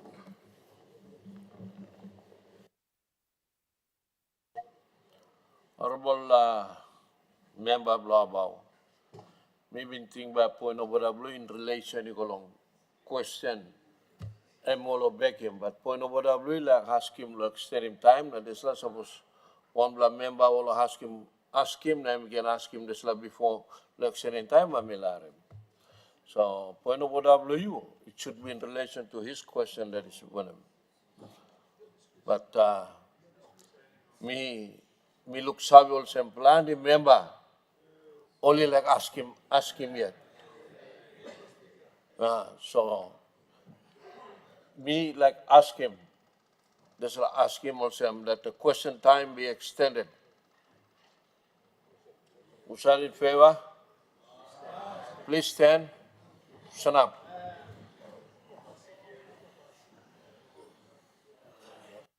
Okay.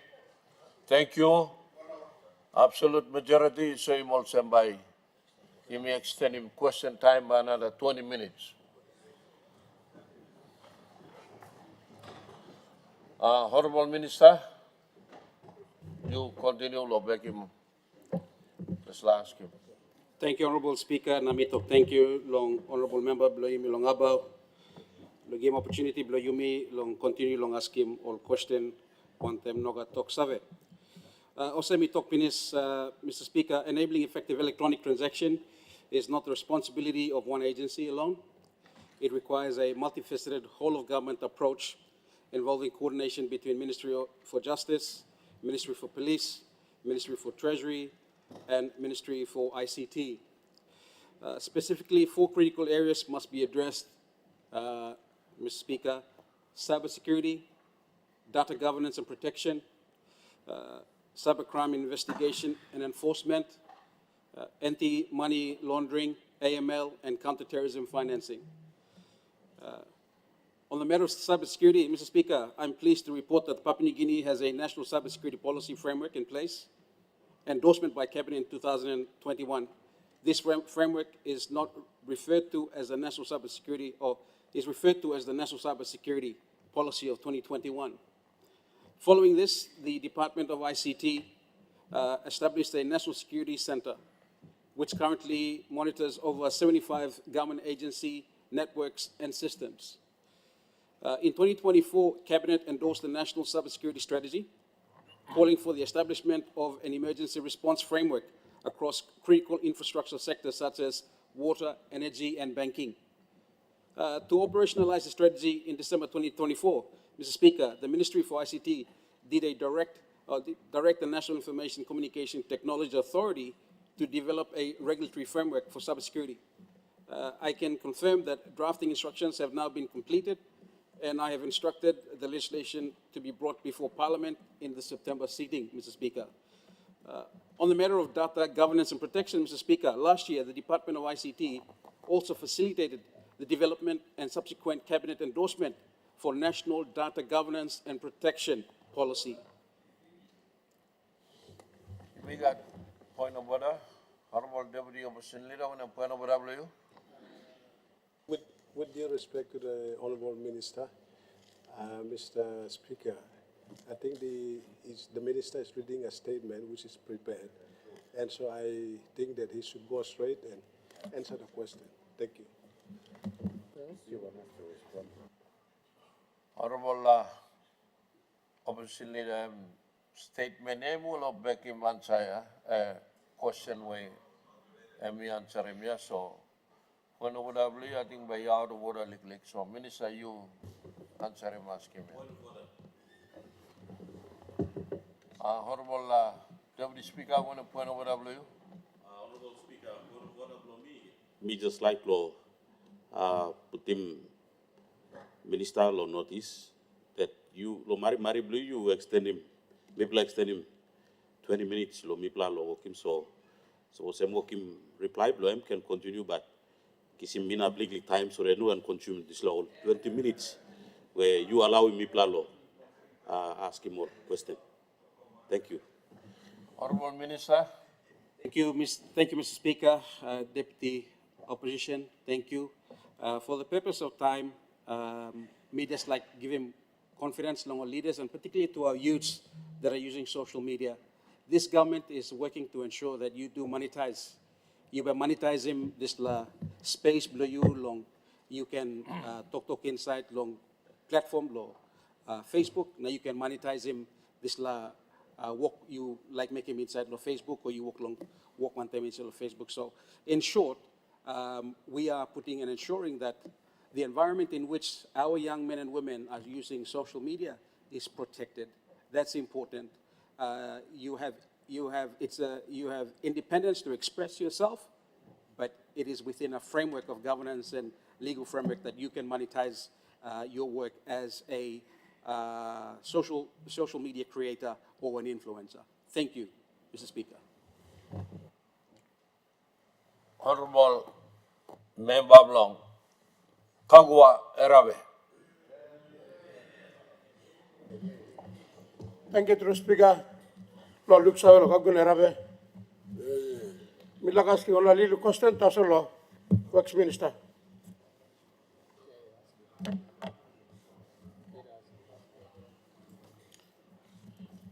You got triple question on behalf of people, block Ogonerabe. Question number one. Men have called in the contractor, but when a contractor you work in this la road, you go, Kago Kikoriawe. How much money you give finish? Road work stop, walk stop. All operator, contractor will out. Come stop, walk. Take him longer time. Before 50 years, you may talk cut him free bond. I'm number one. Number two, Rod Igolo, quarter to Predictor, Rod Bagamablo, last Wirilo Pagia. La Rod, how much money you give finish? Talking people block, how can I have again, Save? People look going to have all dinner, some people corporate one them all. Contractor, not ministers. Talking people look going to have yourself. Number three, you make committee finish, talk over counseling Bakamak. One time by you me, working over counseling. Thank you, Speaker. Honorable Minister Blue Wax. Thank you, Mr. Speaker, through you. May like this platform to thank you, Lord. Member of Kagwe Rave, everyone plus Strom la member. I have make a plenty work lo Kagwe Rave. All plenty roads lo up. All triple question play you sample to play speed Greek. All name lo all road now all contractor me no kisim good. So all the triple asking play you by me. Check him all department below me. Kiss him good through all report. Blood is all contractors now also by me plus around talk na. By me update him good through all report blood is blah. All three blah all ask him you give him. So by me make him this plan tomorrow. By me answer him you all this blah. Questions blah three blah question. Thank you, Mr. Speaker. You may plenty member is up. Why blood talk me one of system to Salem. Me give him opportunity long. Deputy Speaker will ask him long. Thank you. Mr. Speaker, thank you too much, lo. You give him time, lo, me, lo. Plenty time, but come sit down, lo, see, but me not ask him questions, so. Good plan, lo, you give him time, lo, me, lo, ask him one question, lo, me. Mr. Speaker, question, lo, me, go, lo, Minister of State Enterprise. Mr. Speaker, ask him, lo, me ask him, tasolo, power service ko lo people lo mi lo makam.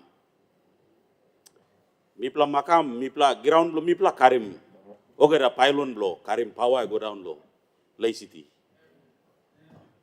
Mipla lukim long pla tawa. One time waya tu ron antap. Taso lo light kisi mipla em nogat. Mipla stop tu takiet.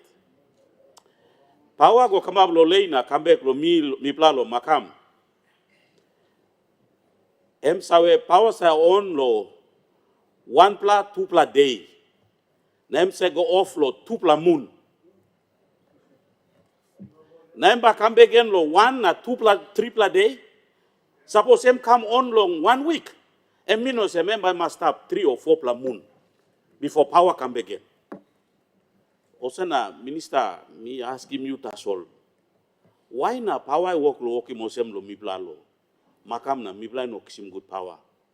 Suppose you online ni briefing you lig na you sawe lo en you talk sawe lo mina.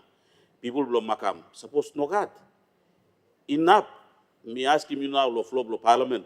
Enough you find out lo Yenti power no talk sawe why power no reliable to mas law our people lo makam. Ose mi talk pinis ground lo mipla karim power pylon na mipla no kisim good power.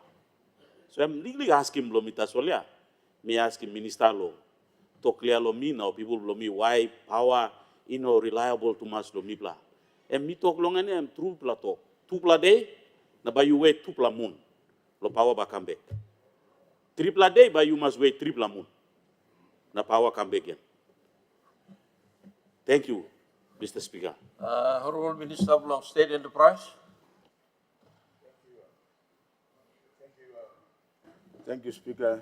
I'm Dr. Thank you, Lord Deputy Speaker, for this important question. Yes, you got a problem long lay, especially antap lo younger go around lo lay online Indian contractors only work lo upgrading more transmission lines. Long tari kam antap iko osem lo yonki or TVA company only upgrading more tribal power pylons na they already completed that job. Currently, we are continuing to encounter difficulties with the Indian contractors, which are funded under the Japanese JICA program. Nuclear CEO of Yumi threatening terminating this contract because of the performance of the Indian contractor. This project is delayed by more than 2 years. Yumi got problem long supervision long PNT power, which we are taking under control. With the employment of the new CEO from New Zealand, we are seeing some improvements now, especially for lay na Orlando Minister of Underlaw, Makam Valley. This province, Marape province, very, very important province. We have allocated so much resources and time and money towards fixing these problems that we may identify finish. But, through some power on and off 2 days and beyond 2 months, no God. We've been able to still provide power. And good luck to talk about MNO Steret. Me, because I have been giving a personal watch on it myself because of the importance of our city of Ley. So, Emmy. Point of order, one point of order, Deputy Speaker. Honorable Speaker, me like talk sa lo minister mino gyamanim yulo 2 pla day na mi man mi sex power long ene mi talk lo ene. So mi talk amas pla moon em sa stop na they say come back in few days ya mi talk true ya. Osem so me like afemim talk lo mi because minister talk osem mi no talk true so mi afemim talk lo mi osem em true pla statement mi make. Em power ya miet mi film long en mi talk. Thank you. Honorable Minister. Thank you, Mr. Speaker. I'm going by the briefing that me is our land because, as I said earlier, me personally, because of the numerous complaints people are raising land, me too, me got feeling that me man too. So I don't go to sleep. I make sure that these things are done. So I am responding to the question based on the briefing that I have been getting from PNT Power. So somewhere along the line, someone is misleading us, but we can talk of some. If the people of Ley can get powers on and off, only a wait law, 2 months or 3 months, these same power lines come from Yonki all the way down to Ley. So it does not make any sense. So I'm just telling me back into them. Me not talk of some David Speaker, German. I'm just making this response based on the briefings I get and because of my daily involvement in matters to do with the city of Lake. But I will take his complaint into account, and by me go check him now. I'll ask the PNG Power CEO to explain why this is so, and then I'll also ask the PNG Power CEO to meet the Deputy Speaker himself and explain, and we will work out what is really wrong with it. Thank you, Mr. Speaker. Honorable Member Wabek. Thank you, Speaker, for giving me this opportunity. I think my question, without notice, goes to our good Prime Minister. Before I do, let me give some context to my question. In a statement released last Friday, Mr. Speaker, the Commissioner General of the Internal Revenue Commission revealed a very disturbing trend. Multinational corporations operating in Papua New Guinea's resource sector, Mr. Speaker, particularly in the mining and petroleum sector, are exploiting loopholes and weaknesses in our tax and investment laws to maximize profits while contributing little or nothing to the national coffers, Mr. Speaker. Mr. Speaker, Ramu Nickel, for instance, has extracted rare minerals from our land for almost 20 years without paying a single kina in corporate income tax, thanks to the overlapping tax concessions we as a government have given them. PNG LNG project participants, after already enjoying a 10-year capital recovery period, are now extending this tax holiday by another 5 years, raising serious questions about the effectiveness of our fiscal regimes, Mr. Speaker. Mr. Speaker, further, the IRC has disclosed in an earlier media release that 5 of the most profitable large-scale mines have not paid a single dividend to shareholders in over a decade, suggesting that creative accounting and profit-sharing tactics are being used to suppress taxable profits. Mr. Speaker, if I'm correct, only recently has Pogora begun paying dividends, and that too only after dividend withholding tax was exempted in the new Pogora agreement, Mr. Speaker. Mr. Speaker, this comes at a time when our extractive resources, which are finite and non-renewable, are being depleted with little long-term national return, Mr. Speaker. Yet individuals closely tied to the original LNG agreements now widely criticized for being overly generous to investors, are once again being appointed to head major negotiations on behalf of the state. This, Mr. Speaker, are traitors. Traitors are being appointed again to these positions, Mr. Speaker, including chairing the negotiating team, the state negotiating team, and the National Oil and Gas Company board members. Mr. Speaker, to add insult to injury, last week the Prime Minister, or the Queen, awarded a medal to a key figure behind the failed Nautilus Deep Sea mining project, a venture that cost the state almost 300 million and delivered nothing with no proper agreements or due diligence in place, got recognized by the Queen and being recommended by us here in Parliament. Mr. Speaker, in no other country in the world do they honor thieves and traitors. Only in the Christian nation of Papua New Guinea do we honor those people, those kind of people.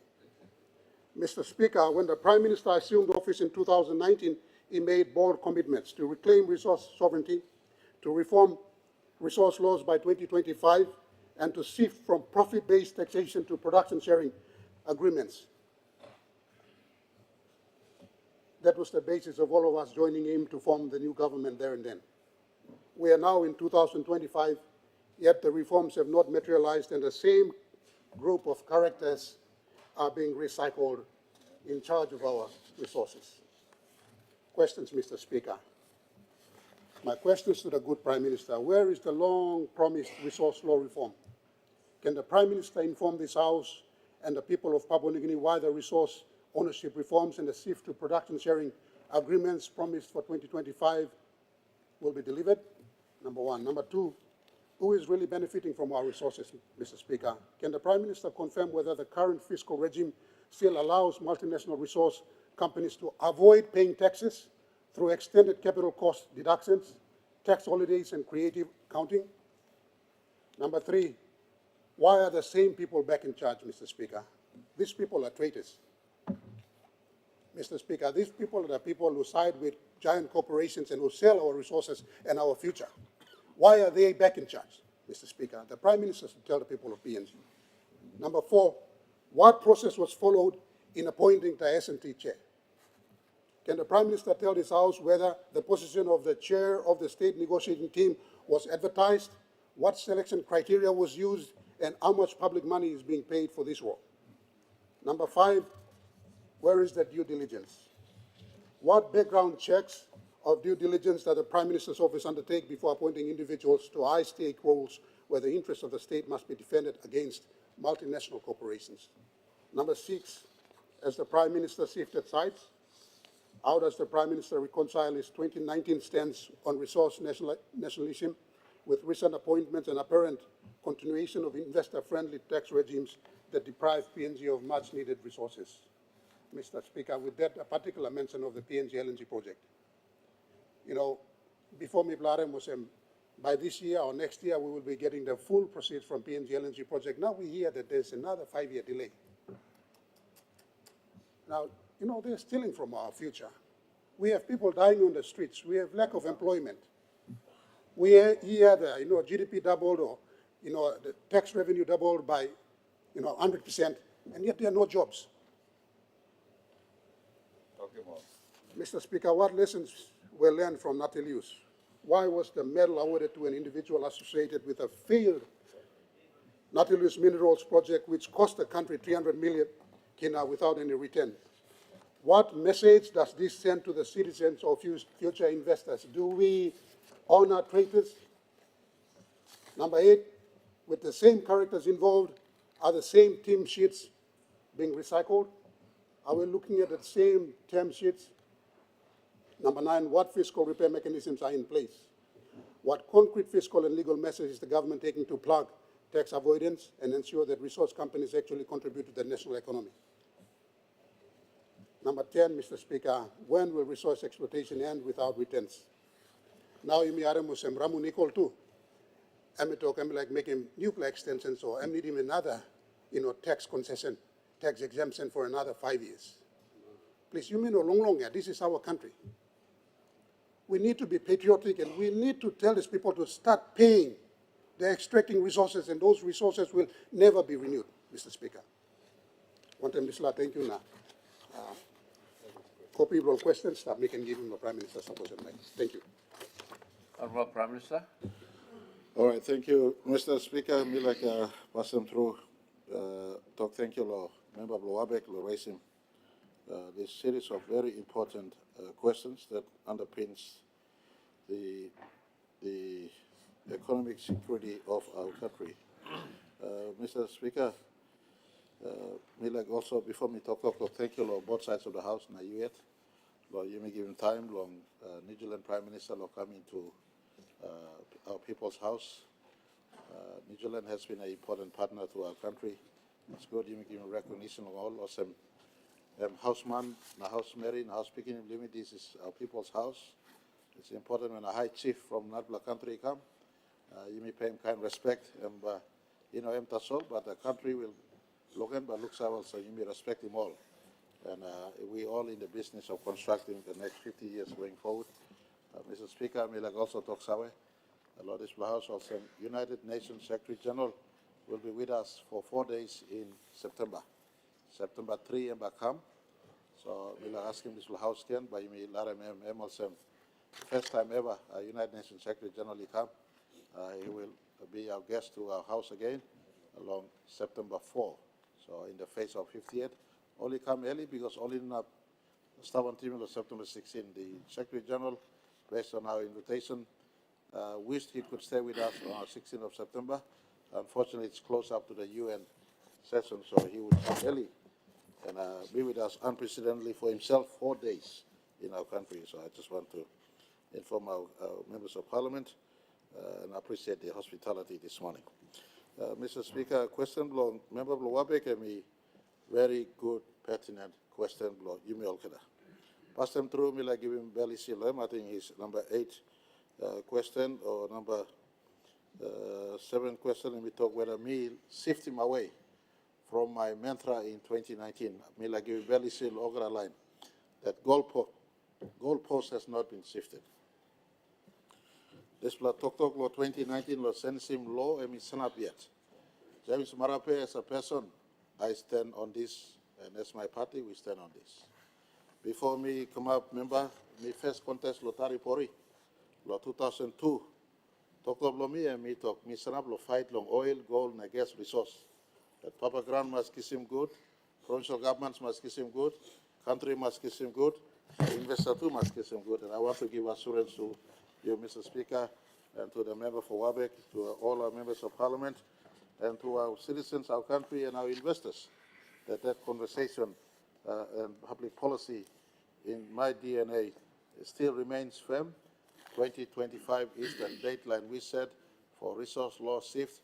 Our two petroleum and mining minister, as well as our resource sector ministers, are working in a manner in which we do not offend our investors fair return on investment, as well as our people getting their fair stake. It must be equitable benefit sharing. And I want to also inform this House, I think in the interest of time, me like to summarize this question, if you can give me in writing, but me go through and reply, but in summary, all projects where you meet in our harvesting or operation in our country was secured under project development agreements before. Something that our country is also known for as an investment destination is that we don't break contracts, we don't change the goalposts in between. We don't change the goalposts in between. When the leases expire, then we enter into strong, fair, hard negotiation, as we did in Pogra. When SML 1 that was signed in 1989 expired in 2019, then we entered into hard negotiation. We entered into hard negotiation, we failed the lease, or they applied for lease renewal. If my memory is not wrong, and I'm speaking from memory, July 29, 2017, they filed SML renewal application based on the same term sheets, 5% long province na Papa ground, 95% long all in as far as equity is concerned. Royalty, of course, it's governed, I beg your pardon, tax is governed by law, so they ask us for a 30% tax and royalty, again, at 2%. The three main entitlements, really, for all resource project extraction is royalty, equity, and taxes. Mila give him comfort email and to our investors. This government, like the past governments before me, we will not be breaking any agreements that is running its course. But once the agreement closes, then the country is entitled to negotiate for a better or give the projects to a new investor who can give us better. Pogra project is a reflection on this government's commitment to getting back more, take back more for our country. Pogra today, Mr. Speaker, the state negotiating team, and I want to ask all of us that the state negotiating team, one of his questions on the selection of the state negotiating team. We scan who's available in our country and who can fight for the best work based on government. Remember, they operate based on government directions. If government give more clear policy directions, they go out to war or negotiation rather based on the principal policy directions of government. My government since 2019, our policy direction has been always win above 55% for our country. Always win above 55% for our country. So far in the work of changing the law that is taking its time as we have to consult the industry and all stakeholders, and 2025, our 50th year, as we enter, will be the time in which we make these changes before our 51st. The investor community knows that we are in the business of securing above 55%. And that has been clear to all of them, and I make it no secret. You win some, I win some. Unfortunately, we cannot change what's happening in Lihir. There's a 1997 agreement that is running its course. Unfortunately, we cannot change Ramu-Nicol, 1997 agreement that is running its course. But I want our leaders also not to be too critical of past leadership. 20 years ago, 30 years ago, 40 years ago, or even PNG LNG when it started, we were still not yet a pronounced investment destination. I want our country also to know the same investment dollar can be shifted elsewhere. Right in our region, Indonesia is an oil and gold and gas and mineral producing nation. In our region, Australia is a gas and mineral producing country, as well as others around us. In the global pool of sourcing for foreign direct investment, those areas that we are in competing with, as well as elsewhere on planet Earth. And we want to give them a healthy, competitive regime, but at the same time without compromising our return on investment. I want to say, up to today, the investment community clearly understands what we're doing. I want to tell all of you that S&T that we are criticizing in 2019 was with me in a room. Treasurer was in that room. Governor Enga was in that room. When I told Mr. Bristow of Barrick, you sit on 49, I sit on 51% side of equity. Deal or no deal, and I walked out of the room. If it is you at 49 and I'm at 51, we will negotiate this. If it is not, I'm sorry, no negotiation. I walked out of the negotiating room with my entire S&T. S&T takes cue from government policy, and as far as government policy is concerned, under this S&T, we've told them, get 55% total take, and I want to clarify, 55% doesn't just to equity. Equity is one stream, royalty is one stream, tax is one stream. We've asked the entire envelope harvested. At minimum, we must get at 55%. This government, right now in the absence and yet to deliver a production sharing regime that has our own characteristics, not a production sharing regime with, that is a Middle East production sharing regime or elsewhere. We want to have a production sharing regime that has PNG characteristics, that give respect to indigenous people who own land, give respect to provincial government where the resources are, and give respect to the rest of the country through the national government for national equalization benefit distribution. I want to give assurance to our country. We have not abandoned the goalposts we have set. At some of these areas where it's operating in silent, they're all governed by the existing fiscal regimes and project agreements that are running. When they expire, Lear will expire in 2035 rather. I hope whoever is Prime Minister in 2035 will not have the sleepless night I'm having today, the mining minister, because by then we would have changed the law, and the law then governs the way we are securing our projects, and as far as our project envelope is concerned. But to IRC, IRC is fully entitled, and work with IRC. The taxman is fully entitled to check all the agreements we have. And if there is any loopholes there in those agreements, and if there is any way where we are supposed to collect but we're not collecting, it is not out of line when IRC probes and asks questions. As our country's taxmen, they're fully entitled to check all the governing laws we have today. Ramunical to operate in the same manner, as I said earlier. I won't be too critical of past leaders who were there. 1997, global financial crisis. Lest we forget. And the Prime Minister then secured these two projects. Whilst we may not collect enough in as far as tax is concerned, to my satisfaction, I cannot complain. There's some employment being generated, landowners getting some money. I'm looking forward to the time these projects' time have lapsed.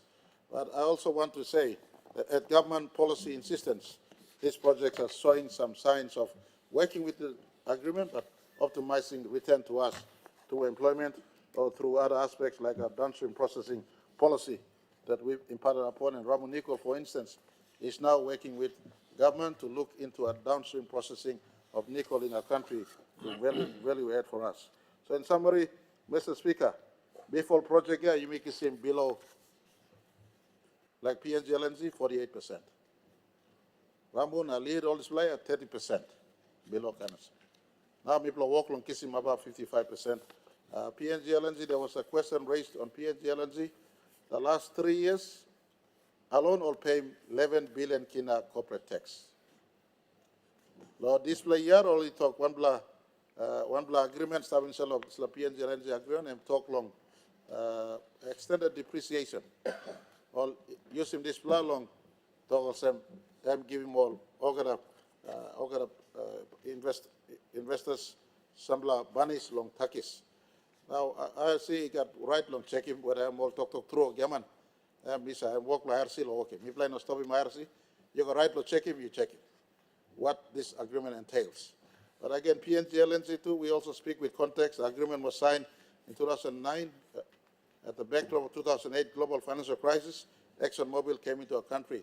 This one project right now, the aggregate contribution to our country in terms of revenue, cash revenue, not the employment and the spin-offs, but a cash that come back through equity, through taxes, through royalty, and all the associated income to our country has gone past 30 billion kina since then. We thank Somali government for making sure this project got off the ground. It is now a business to kick off other projects. I want to say, give assurance to the member, any project my team is negotiating is about 55%. Pasca that we signed off is at 70%, a small condensate project in Gulf. Pinyang that we signed off is at 63%.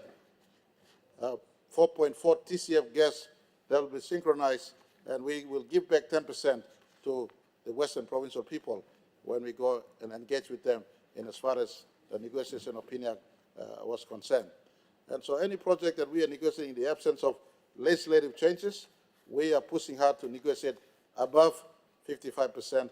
These Papua New Guineans who are working for state instruments, if they step out of line, as we are checking on what's happening in Kumul Petroleum, we will deal with them and stock up the boards with new credible Papuans again. And we are working this. If there are any ways for improvement, I look forward to be assisted. But I want to give full assurance to the country, the goalpost of 2019, the take back PNG goalpost has not been shifted. When the laws come in by the petroleum minister and the mining minister, we want all of your support. There will be a clarified, simplified, all entitlements of the country, whether tax, equity, or royalty, platted inside, in total picture, giving us a win about 55% of any resource project we harvest in our country. Thank you, Mr. Speaker. Honourable members, extended time, long question time now, Abrus finish time long.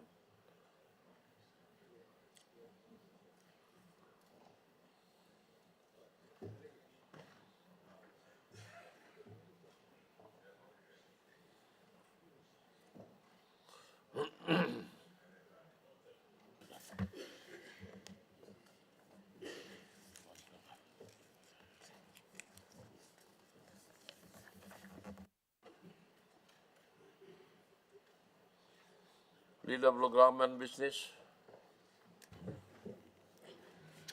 Mr. Speaker, I ask leave of Parliament to move a motion without notice.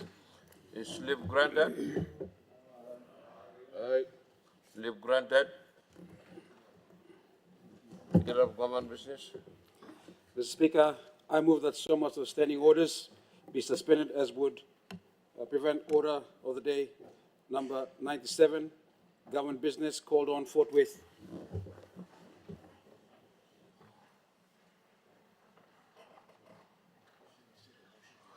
The question is that the motion be agreed to. Those in favor say aye. Those against say no. The ayes have it. Mr. Clark.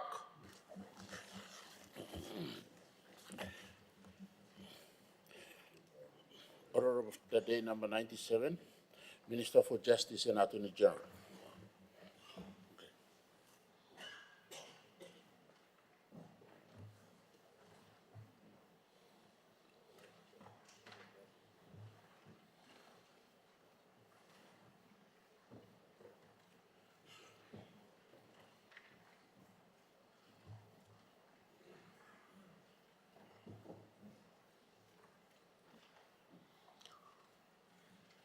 Mr. Minister.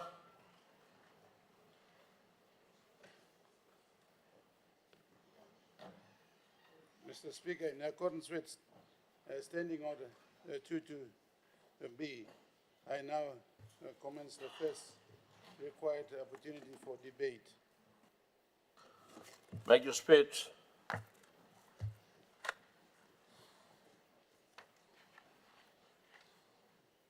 Thank you, Mr. Speaker. the members of this honorable House, it gives me a great pleasure to introduce the organic law on integrity of political parties and candidates amendment law. The bill to amend the organic law on the integrity of political parties and candidates, which is the Principal Act, a principal law. Mr. Speaker, this proposed amendment will increase the retirement age and the compulsory retirement age for the register of political parties from 55 years and 60 years respectively to 72 retirement age and 75 years compulsory retirement age. This is consistent with the policy decision by the government to standardize the retirement age and the compulsory retirement age of constitutional office holders to 72 years retirement age and the 75 compulsory retirement age. This is consistent with the retirement age of other constitutional office holders such as chief ombudsman, judges, and ICAC commissioners.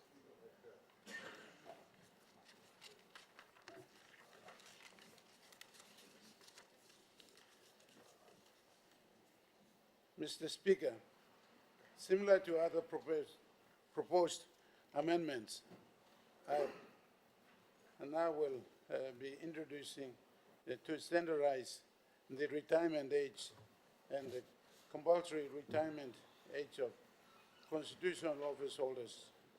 This is an effort to address the depleting experience, skills, and the huge institutional knowledge gap that is found in most of our institutions today. Senior officials who still have adequate years to contribute to strengthening our institutions and contributing to service delivery are not able to do so due to them reaching the retirement age. Further, the proposed amendment to increase the retirement age allows continuity and the transfer of knowledge and skills to the younger generation of leaders. Mr. Speaker, with that, I commend the organic law on integrity of political parties amendment law to this honorable House.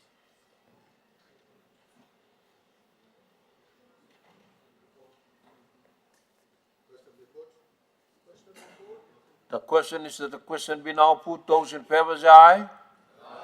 Those against say no. The ayes have it. The question is that the proposed law be now read a second time. Those in favor say aye. Aye. Those against say no. The ayes have it. Mr. Clerk.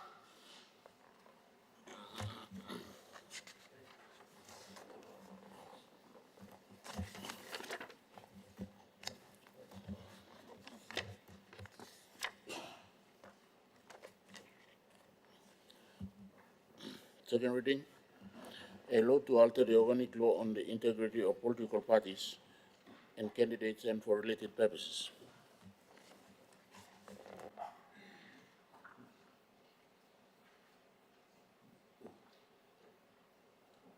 Mr. Minister. Mr. Speaker, I ask a leave of this Parliament to move the proposed law without amendments forthwith. Is leave granted? Leave granted. Mr. Minister.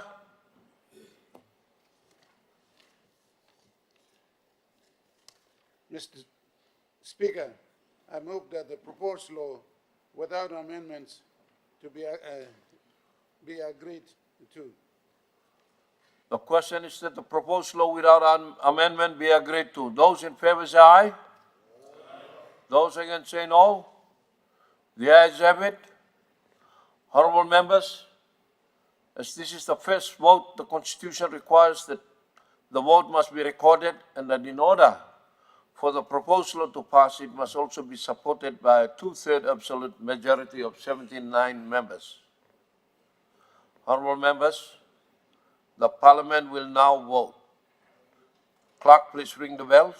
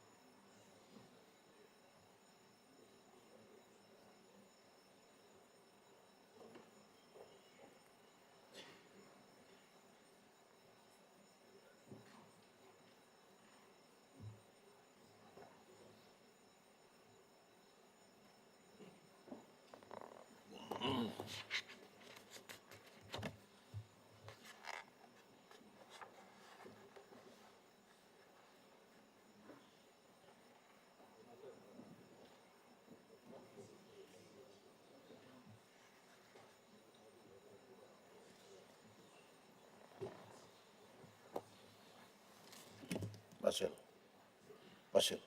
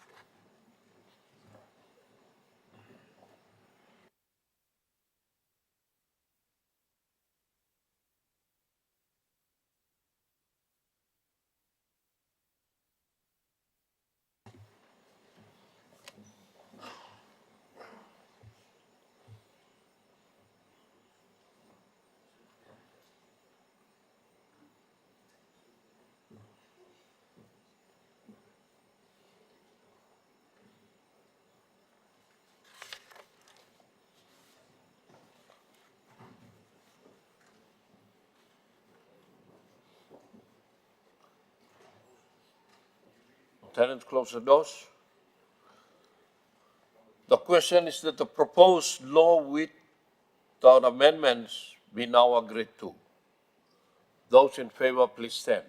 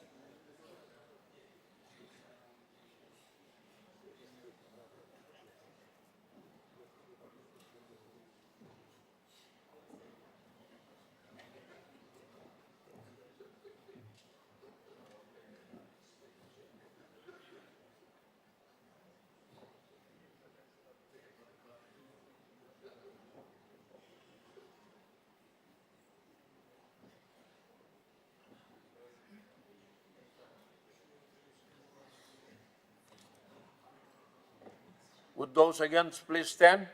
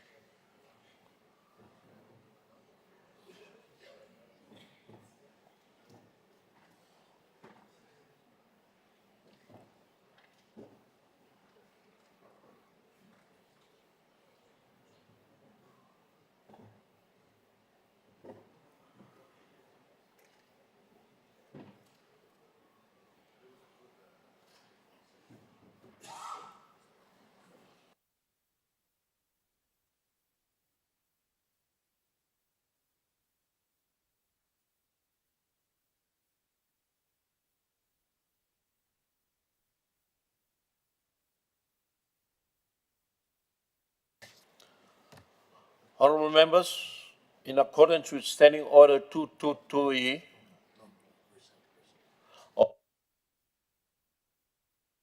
the results of the vote, 80, the ayes 80, and the noes 0. Honorable members, in accordance with Standing Order 222E, I now order the third reading, which is the second required opportunity for debate and the second vote, be adjourned for at least 2 months this day, as required by the Constitution. Leader of Government Business. Mr. Speaker, I move that Parliament do now adjourn until tomorrow at 10 a.m.